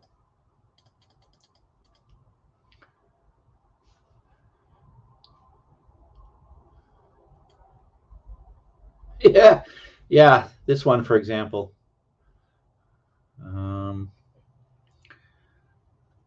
What I was saying about musculature and anatomy. I'm not sure this applies to this particular drawing. Plus, does this one have 3? Or is that an elbow? 1, 2, 3. I'm concerned.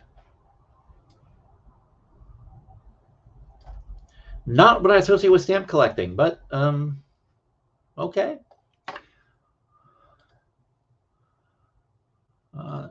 Now I'm curious whether this guy has a historical footprint I can easily find. Hans here. Ah, for God's sakes.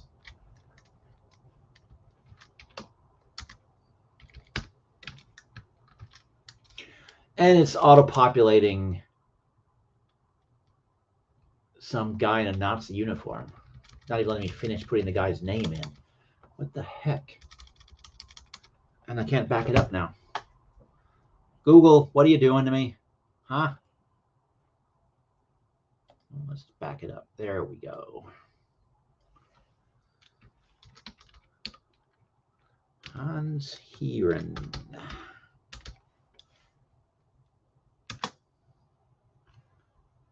Okay, I'll get a bunch of book plates that he commissioned at a place other than the well, he's got them at the so his books are all over the place. This guy,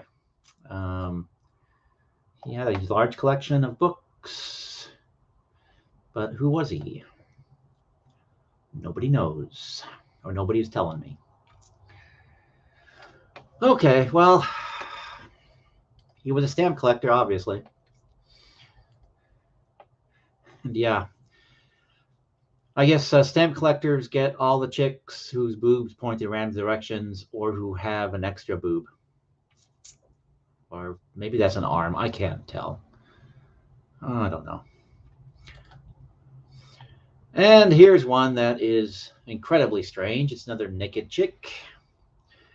I think the constitutional law scholar would appreciate this one because she's riding a flying pig. She's riding a flying pig or just a big pig. So yeah, so and she's torture cuffed. See? So she's torture cuffed. She's clearly in pain. We should print these up and send them to Cholito, and he can put them in his books.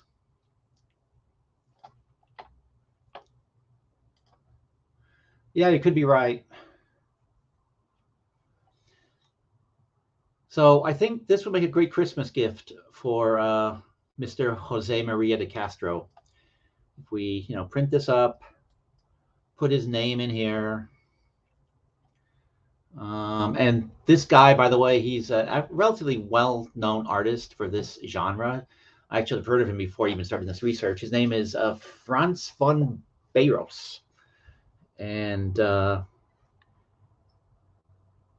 most of his have like basically scantily clad women hanging out with bards, playing lutes and stuff like that. Few of them are as weird as this one, though, except for the couple that I found that at the Museum of Applied Arts that had, giant male members in them. So even he got in on that genre. But yeah, this would make a perfect Christmas gift for Jose. So I'm thinking I will have to pursue that.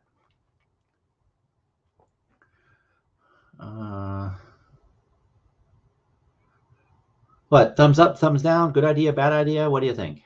Would he appreciate this gift?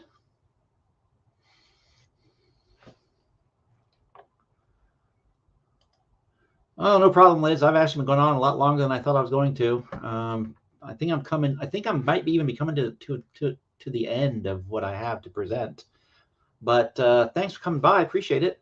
Although I have no recollection of how many of these I pulled aside. And these are the weirdest ones I've found. But this one here, I saw it and I immediately said, Cholito would love that.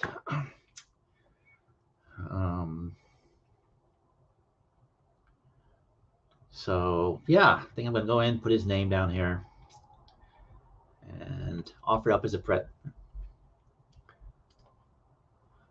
Oh yeah, you could be right. You could be right. Yeah. Plus, you know, he clearly doesn't appreciate me. He never gave me my lawsuit, so yeah, he probably wouldn't appreciate the present. So, won't waste the time. But yeah, this is just a sketch. I don't know whether this ever actually turned into a finished piece, but I thought of Cholito when I saw this, and you know, flying pigs, poor gal in weird torture cuffs. And then there's this one.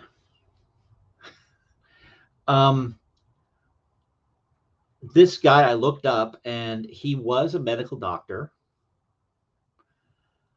He immigrated, actually, Carrie, he immigrated to Australia, this guy. He moved to Australia and lived.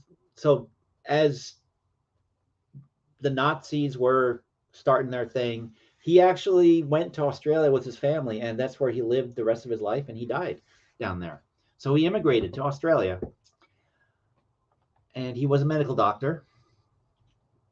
What field I couldn't figure out, but so maybe just general medicine, I don't know. But he was a medical doctor. But I see this drawing that he commissioned to have put in his book collection. And I'm thinking, you know, H.P. Lovecraft, Herbert West.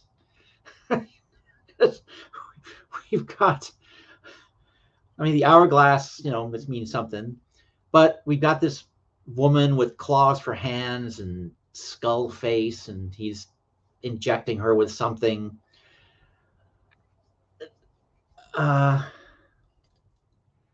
Yep.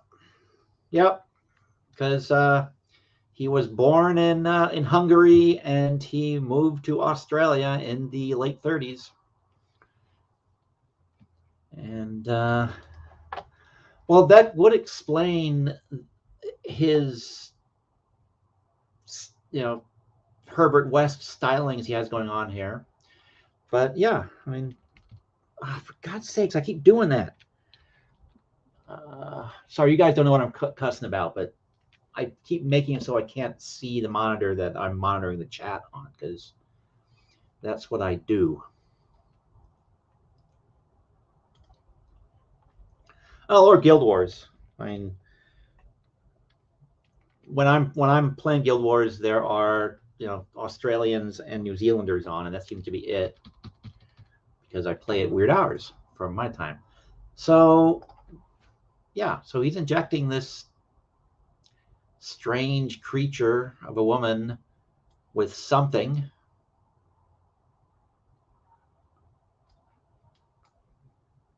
So again, I don't understand. Don't know what the meaning here is, which is the common theme of these ones I selected to share with everybody. But I like it. I mean, it's creepy as all hell. Don't know why he'd want it in his book collection, but he commissioned it from this artist, K. Varkanye. So yeah, I do not get it, but it's a nice picture for Halloween. Oh yes, this is one of my favorites.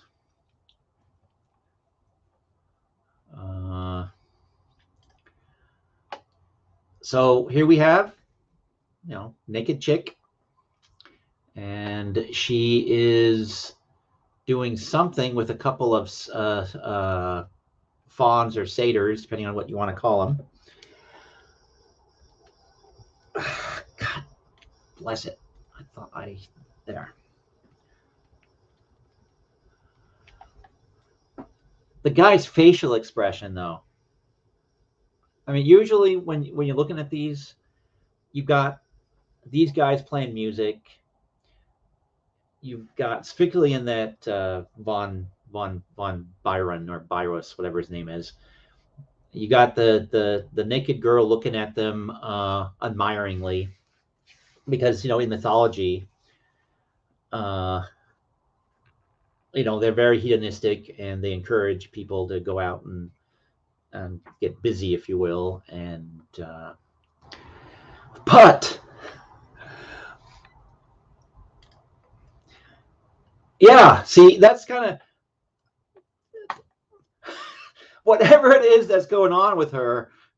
This guy is either shocked as hell or absolutely terrified. So whatever it is, he wasn't expecting what he's getting.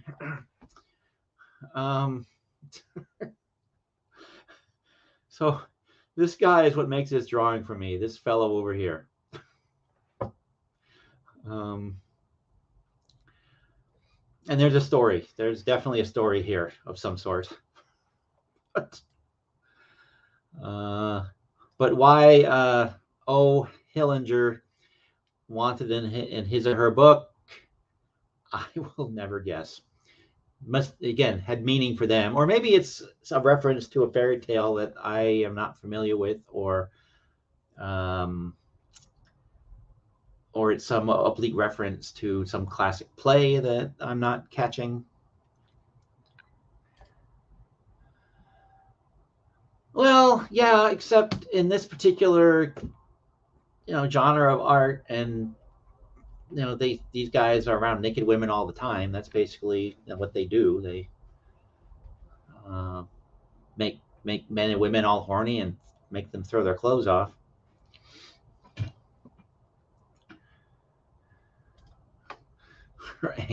Are her ankles furry? No, that's just shade. But yeah, this isn't quite. I'm going to be hypercritical of this long dead artist. The bottom of the legs aren't drawn quite right. This doesn't quite work out the way it's supposed to. But this thing, again, has kind of scribbles down here. So maybe that's also something that they did. This is the second one where they're just sort of weird scribbles at the bottom. Baby face. And so, again, maybe significance to the person who commissioned this.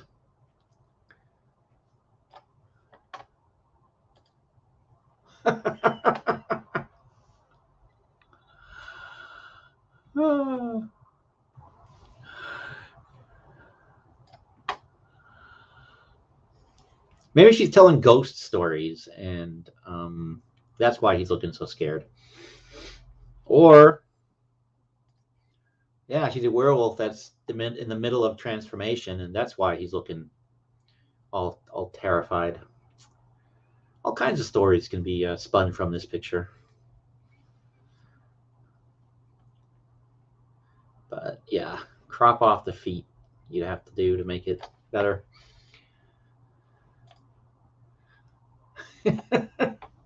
Yeah, there's been all kinds of women that have been, and a couple of guys that needed blankets. I love this one. Just the goofiness of this one is just, it appeals to me big time. That, and like, doesn't that guy look a little bit like me?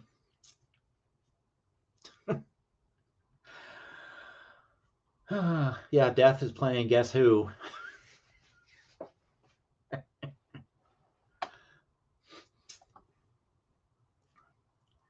This is one that just amused the hell out of me.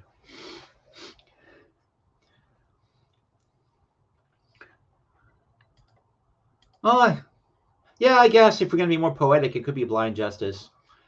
Or Writer's Block, maybe.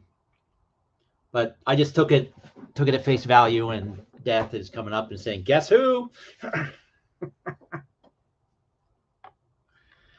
Sandor Brook. Let's see if he has a footprint in the world.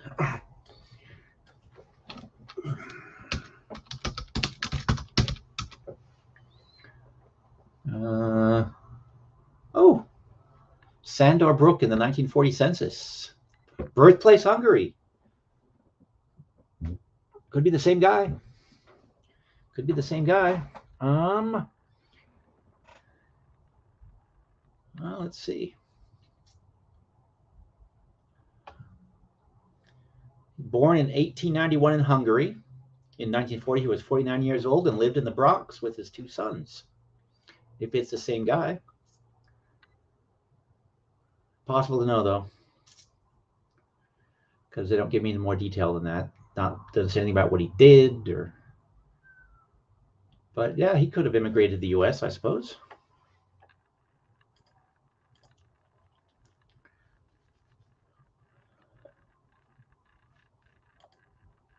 Yeah, peekaboo poetry.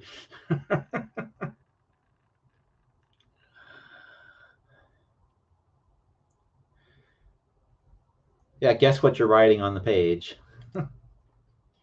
Or the boss saying, guess what you're teaching the new interns.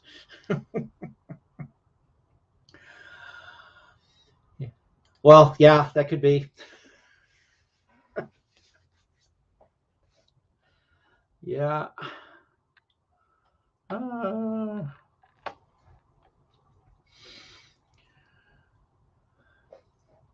But yes, this is probably one of my favorites out of all the ones.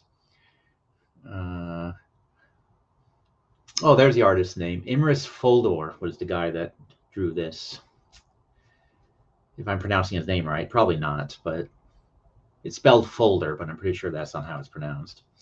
And this is also one that I like just because it's kind of, it's like the other one. Oh, Carrie asked a good question. Is Death kissing him? Well,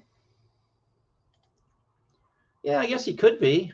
Actually, I hadn't thought about that. I thought he was just kind of looking down over at the book in front of him. But yeah, he could be kissing him on the top of the head. Yeah. Then it really is a guess who sort of thing. It's the ex-girlfriend that's come back.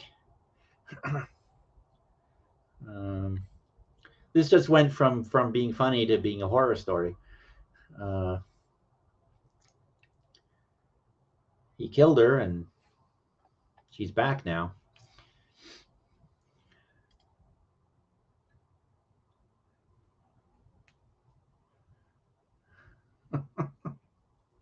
Or yeah, Death could be kissing him, and it's literally the kiss of death.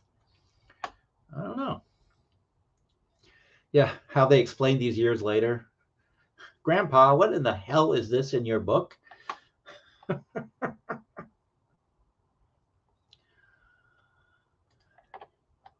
Yep. Yeah. Yeah. I'm actually going to be doing a post at Shades of Grey with some of the spooky ones of these. And like I mentioned earlier before you came in, there's a series that by the same artist, that if you arrange it in a certain way, they tell a funny story. At least I think it's a funny story. And so that's going to be going out there too. Or maybe I'll do it on live stream. I don't know. But yes, I like this drawing. This one, like I said, I like as well, just because it is kind of a self-referential book plate. You got naked women in multiple artistic styles.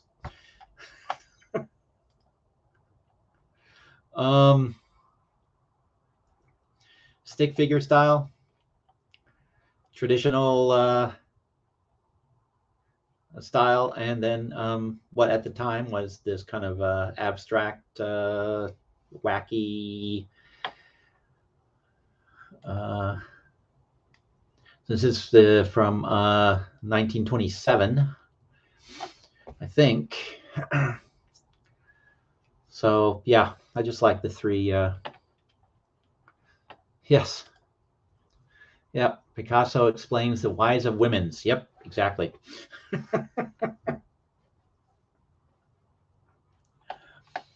is another one that I just found amusing. It's by a fellow named Istvan Drahov. Don't know whose book it's from, or if it ever made it into a book. I don't know, but it's in the book plate section of the museum. So and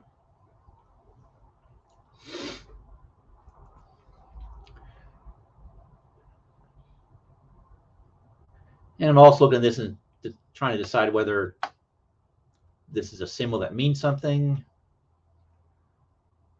or it's just coincidence that it looks like something. Same thing over here, but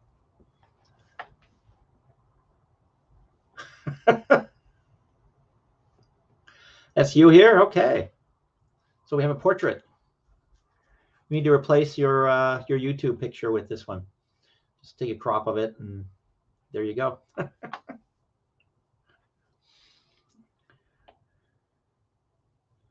Wait, the left. That's the right. No.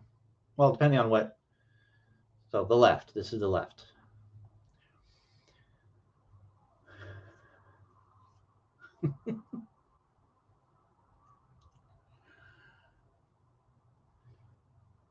Well, that's how they all look in Australia, I guess.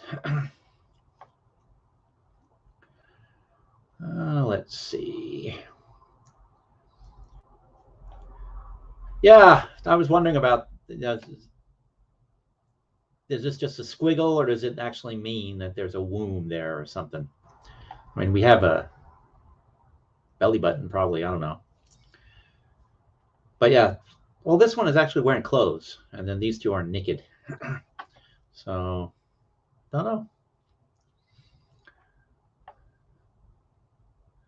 Has your husband brought you pizza yet?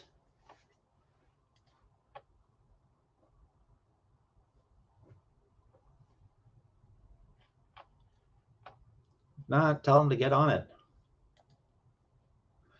Oh, yes, and here we have the story of monkeypox.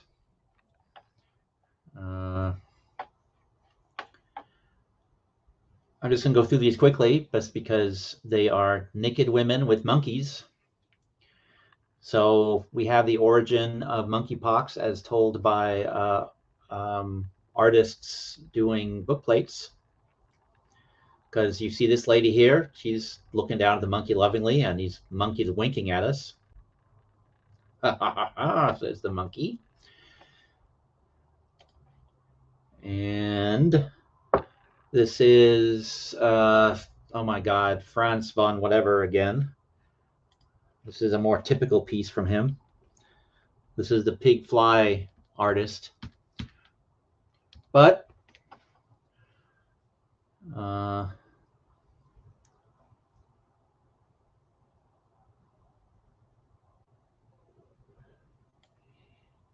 he's got the, so we got this lady here. She's holding a little statue and then a snake, and her clothes are falling off. And down here you've got the monkey looking all happy. So again, hot monkey sex. So monkeypox followed. And here we definitely have the hot monkey sex. Not the ladies, unless they're looking at a statue. I don't know. But origin of monkeypox, we're looking at it right here.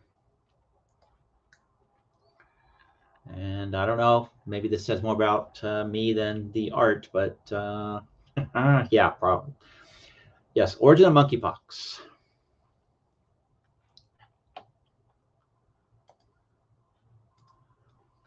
I thought you had a boa.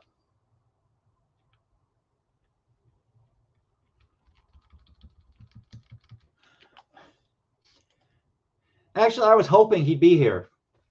I was hoping that he would pop in, because that's kind of why I pulled these monkeypox ones, is that because I was hoping he'd show up. And that's kind of why they're alphabetized sort of toward the end. Oh yeah, Python. Yeah. Yeah, this guy does very fine line work in most of his drawings, whether it's kind of light sort of pencil stuff like this or even inks. But yeah. So Floyd is your Python? Is he this small? I thought he was like, 3 meters long or something like that.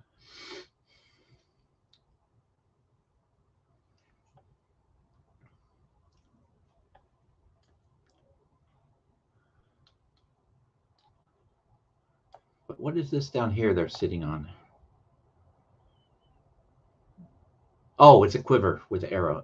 I think. Yep, it's a quiver and a bow. That's what it is. Okay. I see. But yeah, I like this guy's style, the artist. Even if this is encouraging hot monkey sex with this particular drawing. With, oh, those are acorns, not with onions, but those are acorns there. He's a tad bigger, but just as cute. Okay. Well, it could be him because she's got a miniature knight, rampant knight here that's coming at her with a lance in one hand. And so this could be the miniature version of your snake. So I think she has your snake, Carrie. She's made it tiny and is holding it in her hand. Yeah, Liz, I like this artist a lot. I have a whole bunch of him that I pulled down from the museum.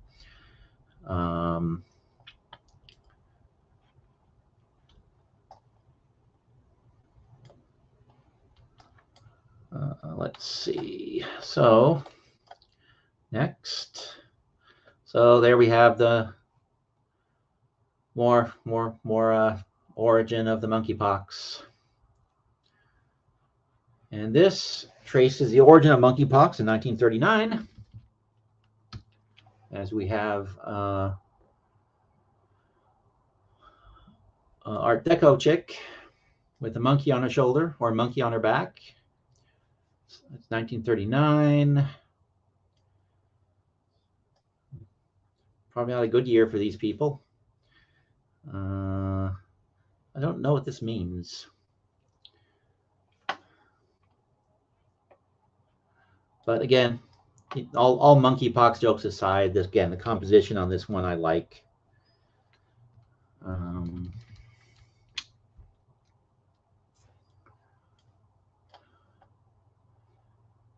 Very Art Deco. And probably woodcut, maybe. I don't know.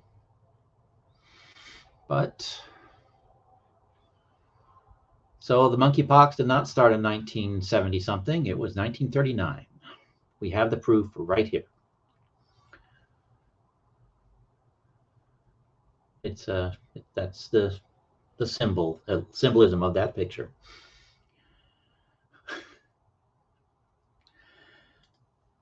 Oh yes, and here, this is another one I find to be funny because it's a sort of self-referential by an artist named Richard Lux. He was English, and so you got your standard naked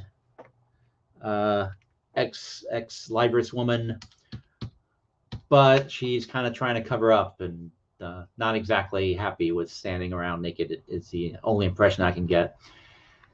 Is the way I interpret this, at least.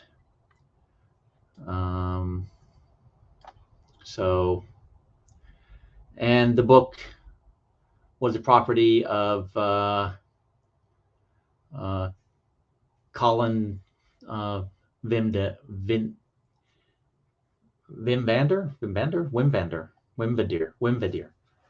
So, but yeah, so the naked Art Deco chick or the naked ex Libris chick doesn't want to be the naked ex Libris chick.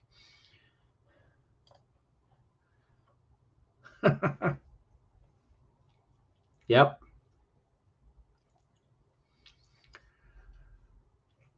So just in the context of this whole genre, this one I found appealing. Why the snake is drooling, or dragon, whatever this critter is down here, I don't know.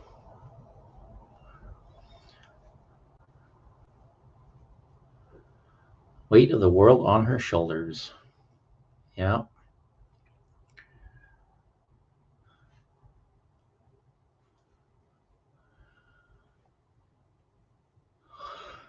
Yeah. Oh, gosh. And I just like the line work, too. Oh, for God's sakes, I did that again. Let's do that. Let's do this. Let's look down at this creature. Don't know what that's supposed to be or why he's drooling.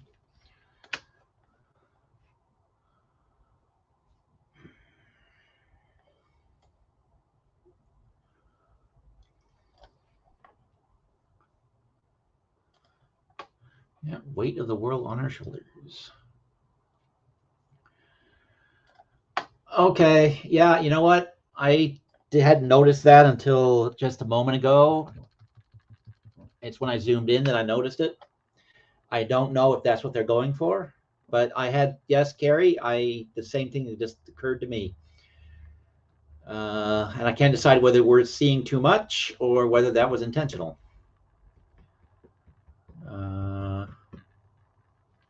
I don't know.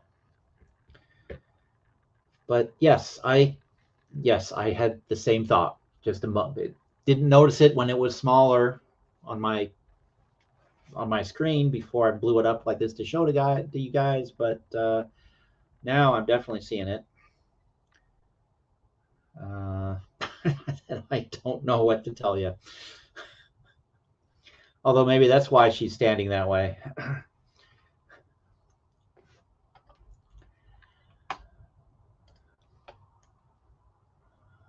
Starts with a V, ends with an Ina.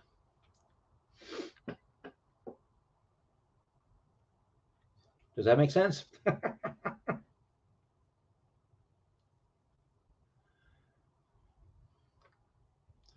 Although yeah, I could probably say it because I mean these pictures. Again, YouTube's gonna probably boot the stream. I don't know if they're gonna. Well, it's art, so I don't know how they can be upset about it. But there you go. There you go. Liz has it. Yep.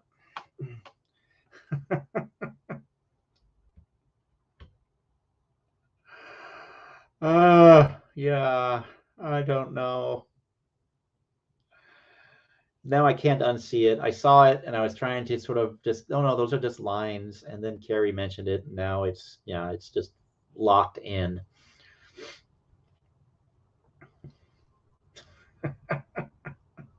Or we're a bunch of perverts. Nah, I don't think so. I don't know. It's hard to say. It's hard to say.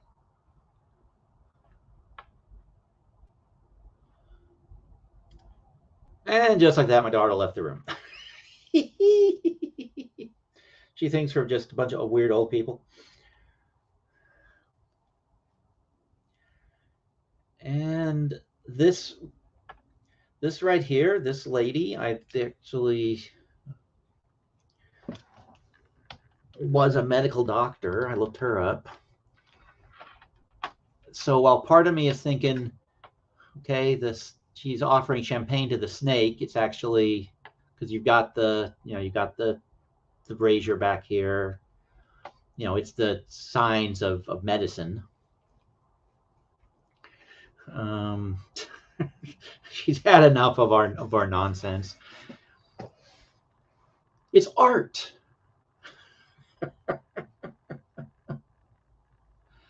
We're engaging in serious research here.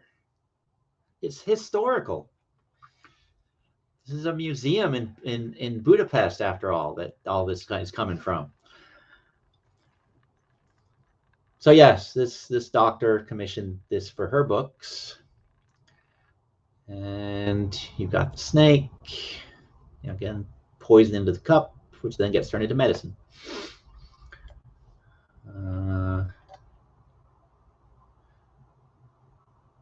I mean, when I first did this, I was not, thought it was weird, which is why I put it here. But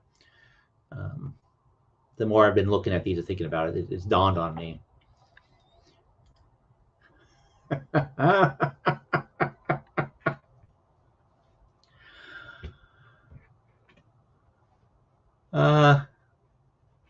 I resemble that remark. So yeah, the artist here is Toth, or S. Toth.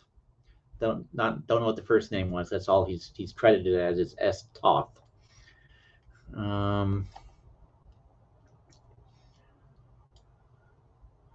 But yeah, there's.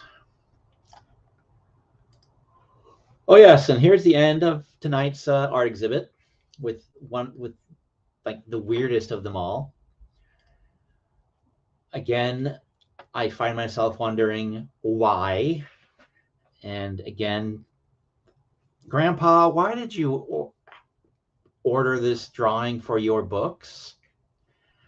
So here we have a naked woman whose ass is being pinched by a giant shrimp, I think, or something, giant something, lobster, giant lobster.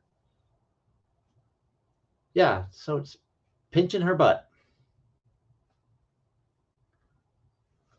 Why? And what? Couldn't even say it was the 60s.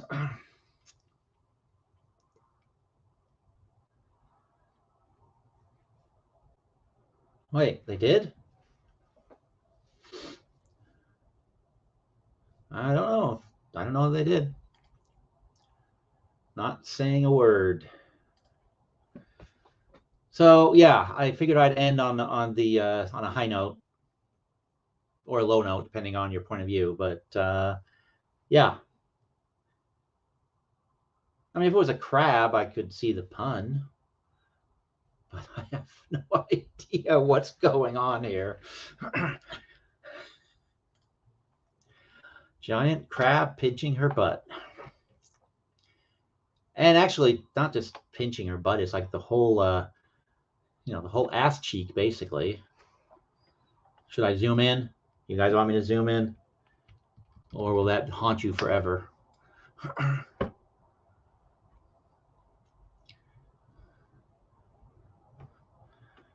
Yeah, she's like going, ah, shit. Yeah. Yeah, we can't even say it was the 60s because it's 1931, but I guess he could have been on some sort of opium, having weird visions. No, what is that? Oh my God. I have a friend that brings up every so often. Absinthe. He could have been drinking absinthe, a gallon's worth of absinthe, and this is what came out. But yeah, Grandpa, are doing Krebs. Unless, of course, Krebs means crab. I don't know if it does or not, but.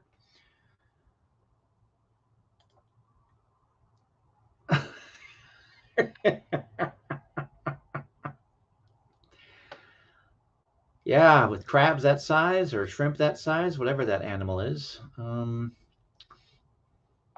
Let's see if Krebs here has a historical record we can find. Okay. Odon Krebs. Now, of course, if Coded and his pals decide to come visit this stream, there's going to be all kinds of fan fiction written, I'm sure.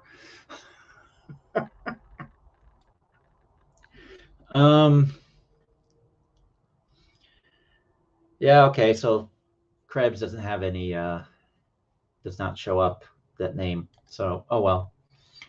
Will forever be a mystery. Until, I feel like doing real research, but I sincerely doubt that. So anyhow, that is the weirdest. What?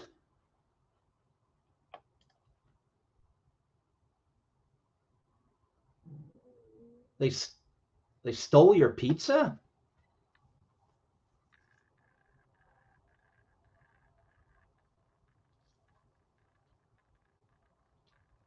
So it was delivered and they just sort of put it somewhere and someone stole it? I thought your husband was going to go pick it up.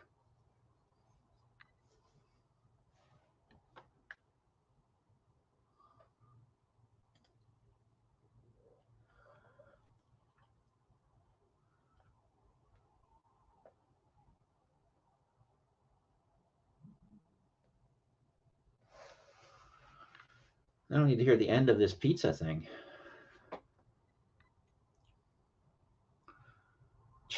Checking for doneness.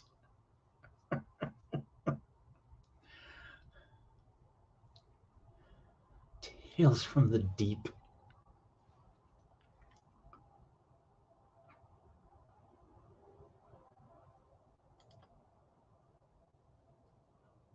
Well, I'm going to assume the order was under Carey and not Wolchinski. Did I pronounce that right? Wolchinski?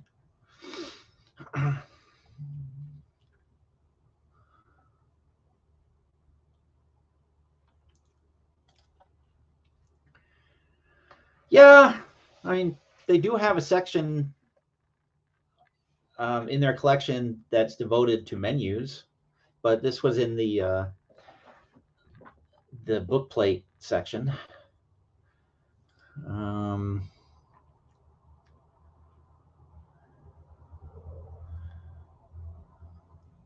Let's see. Actually, give me a second. Enjoy the Lady and the Crab. I'll be right back.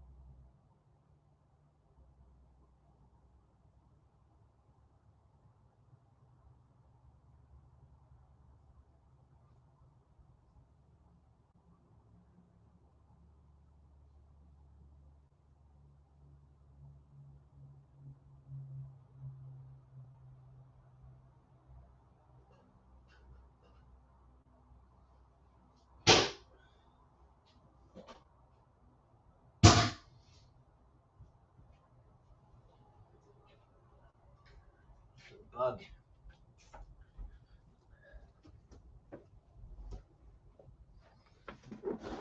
Ooh.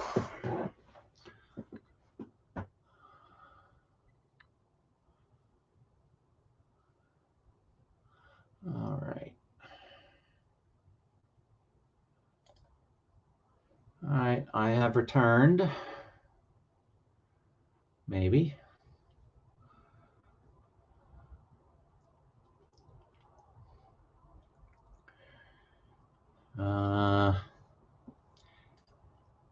Yeah, well, not exactly. But yeah, I do have to wrap this up in the next few minutes.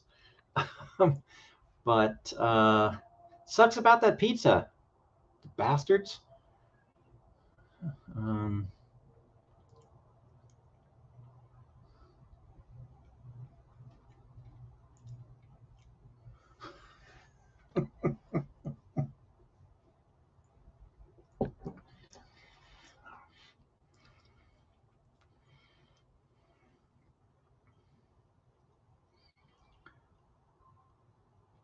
But so actually, when you guys order ahead, do you pay for the pizza over the phone, or do they just go in and say, I'm here to pick up the pizza for Carrie, and then they pay for the pizza, or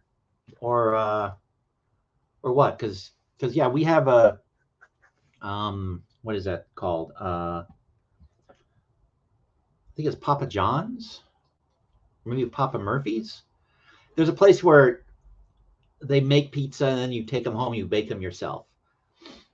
Is this the sort of thing, or the pizza's already done? Now I'm curious about pizza.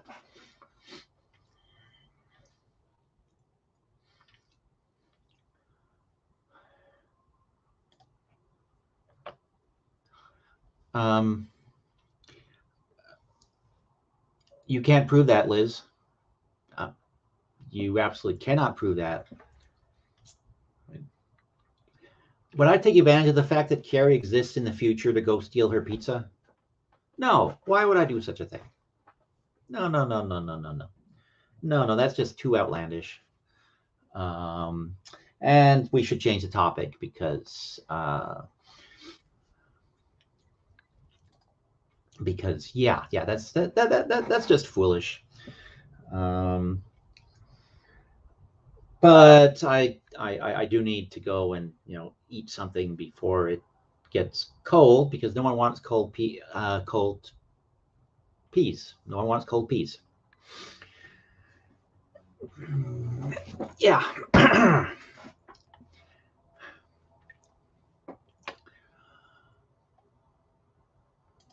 But anyhow, I appreciate you guys coming out and sticking with me through this rambling, wandering through weird and unusual drawings of naked chicks getting their butt pinched by giant shrimp or crabs or lobsters, or the hell that thing is. I think it's a lobster. I don't know. And yeah, I need to sleep. I need to sleep soon too. That's exactly it. But hopefully you guys enjoyed it. I like looking at these pictures, and maybe I'll do this some other time again, and maybe I'll break out the flapper fanny, and you guys can come up with jokes. But all right, guys, I will see everybody next time, and thanks for coming by. And